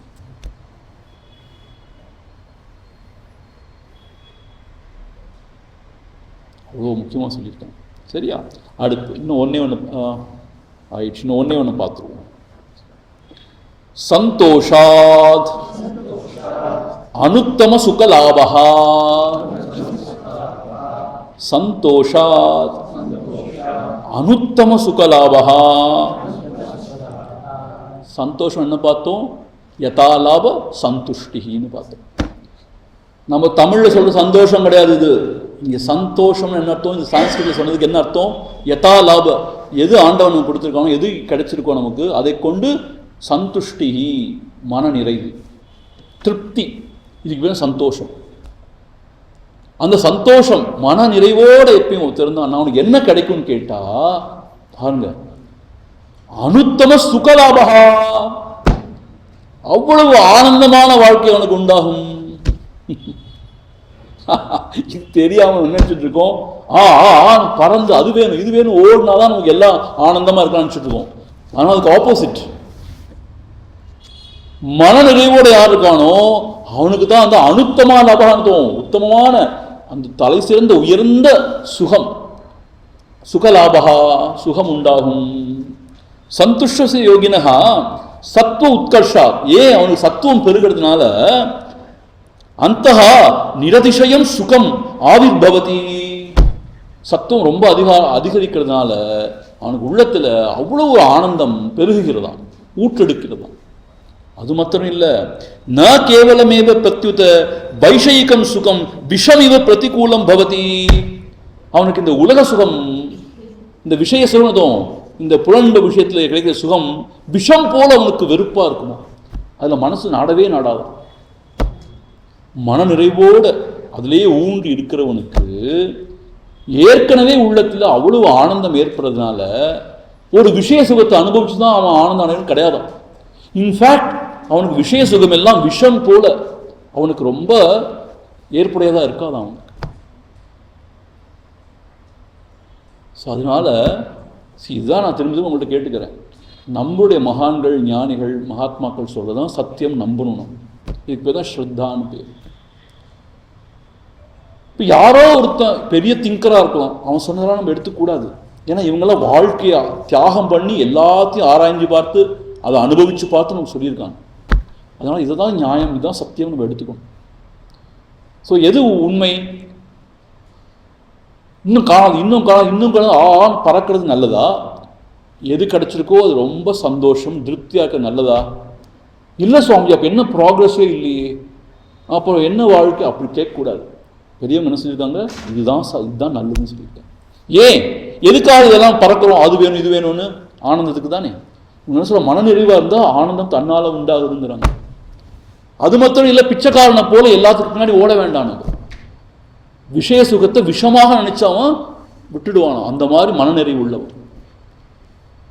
அதனால இதைத்தான் சத்தியம் நினைக்கும். பாருங்க, அஹிம்சால இருந்தால் எல்லா பிராணிகளும் தங்களோட பகைமை விட்டுட்டு உங்ககிட்ட சாந்தமாக இருக்கும், உங்கள் மனமும் அமைதியாக இருக்கும். சத்தியத்திலேயே நிலை பெற்றிருந்தால் நீங்கள் சொன்னதெல்லாம் பழிக்கும். என்ன வாக்கில் என்ன சொல்கிறீங்களோ எல்லாம் பழிக்கும். என்ன நீங்கள் அனுகிரகம் ஆசீர்வாதம் பண்ணுறீங்களோ அப்படியே அது நடக்கும். அதே மாதிரி என்ன சொன்னார், அஸ்தேயம். அஸ்தேயத்துக்கு என்ன சொன்னார், ரத்னங்கள் செல்வங்கள்லாம் உங்களுக்கு குவியும், அடுத்தவங்க பொருளுக்கு ஆசைப்படாட்டாங்க. பிரம்மச்சரியம்னா வீரிய லாபகா, அதிசய நிரதிசய சாமர்த்தியம், அந்த எல்லையில்லாத ஆற்றல் உண்டாகும். அது மாத்திரம் இல்லை, அப்படிப்பட்ட குருநாதர் செஞ்ச உபதேசம் உடனே பலிதமாகும். அதே மாதிரி அப்பரிகிரகம், தேவையில்லாத பொருட்கள் சேர்க்காதனால என்ன ஆகும் அப்படின்னு கேட்டால் பல ஜென்மத்து விஷயங்கள்லாம் அவங்களுக்கு தெரிய வருங்கிறது. அதே மாதிரி சௌச்சம், வெளிப்புறத்து சௌச்சம் உண்டா என்ன ஆகும், இந்த உடம்பு வந்து ஊத்தையோட இருப்பிடம், எல்லாத்துக்கும் ஊத்தை தான் வருது. மூக்கு, கண், நாக்கு, வாய், காது, மலஜலம், மூத்திரம், மலம் எல்லாம் அருவருக்கத்தக்கதுங்கிற உணர்வு உண்டாச்சு. இந்த உடம்பை நம்ம அப்புறம் பெருசாக கணக்கெடுக்க மாட்டோம். இந்த பாடி கான்ஷியஸ்னஸ் ஐடென்டிஃபை பாடி போனால் தான் நமக்கு அந்த ஆண்டவனை பற்றி அந்த பரம்பொருளை பற்றின உண்மை நமக்கு விளங்கும். அது மாத்திரம் அடுத்து இந்த உடம்பை நம்ம தீண்டவே பக்கத்திலேயே போக மாட்டோம். அது மாத்திரம் இல்லை, அகத்தூய்மை ரொம்ப அதிகமாக மனசு எப்பயும் பிரசாந்தமாக சந்தோஷமாக சேர்ஃபுல்லாக இருக்கும். அது மாத்திரம் இந்திரிய வசமாகும், சித்த ஏகாகிரம் உண்டாகும். அதெல்லாம் விட ஆத்ம தர்ஷனத்துக்கு யோக்கியதா நமக்கு உண்டாகும். அதே போல் அடுத்து பார்த்தோம் சந்தோஷம், மன திருப்தி. சந்தோஷம் மன திருப்தி அது உண்டாக என்னாகும், இயற்கையாகவே இதயத்தில் ஆனந்தம் பொங்கும். விஷய சுகத்தை நாடவே மாட்டோம், அது விஷம் நினச்சி அதை விட்டுடுவோம், ஒதுங்கிடுவோம். அதில் இவ்வளோ அற்புதமான நன்மைகள் இருக்குது. யமனியமத்தை ஃபாலோ பண்ணாலே இவ்வளோ நன்மைகள் இருக்குது. அப்புறம் ஆசனம், அப்புறம் பிராணாயாமம், பிரத்யாகாரம்லாம் போக போக எவ்வளோ இன்னும் உண்டாகும் நமக்கு நன்மைகள். ஸோ ஆரம்பத்தில் இந்த 2 யமனியமங்களை நல்லா தரவாக ஃபாலோ பண்ணாலும் இவ்வளோ விஷயம் உண்டாகும். ஸோ இந்த யமனியத்தை வந்து யாருமே யோசிக்கிறது இல்லை தெரியுமா உங்களுக்கு? டைரெக்டாக வந்து நான் யோகாசனம் பழகணுங்கிறாங்க, பிராணாயாமம் பழகணும். யமனியமத்தை பற்றி யாருமே கணக்கே எடுக்கிறது இல்லை. யமனியமம் ஃபாலோ பண்ணுறீங்கன்னா அதை பற்றி கேட்குறதும் இல்லை, யாரும் சொல்கிறதும் இல்லை. அந்த காலத்தில் இதெல்லாம் டேக்கன் பண்ணுறது எல்லாரும் ஃபாலோ பண்ணிட்டே இருந்தாங்க, அதெல்லாம் கேட்கறது இல்லை. இப்போ யாருமே இதெல்லாம் ஃபாலோ பண்ணுற மாதிரி தெரியல இல்லையா, பெருசாக ஃபாலோ பண்ணுற மாதிரி தெரியல. ஆனால் அதெல்லாம் ஃபாலோ பண்ண அடுத்த ஸ்டெப்ஸுக்கே வர முடியும். என்னது? ஆசனம், அப்புறம் தான் பிராணாயாமம், அப்புறம் தான் பிரத்யாகாரம், தாரண, தியானம், சமாதி. எடுத்தபடியே தியானம் நான் பழகணும். என்ன தியானம் பழக முடியும்?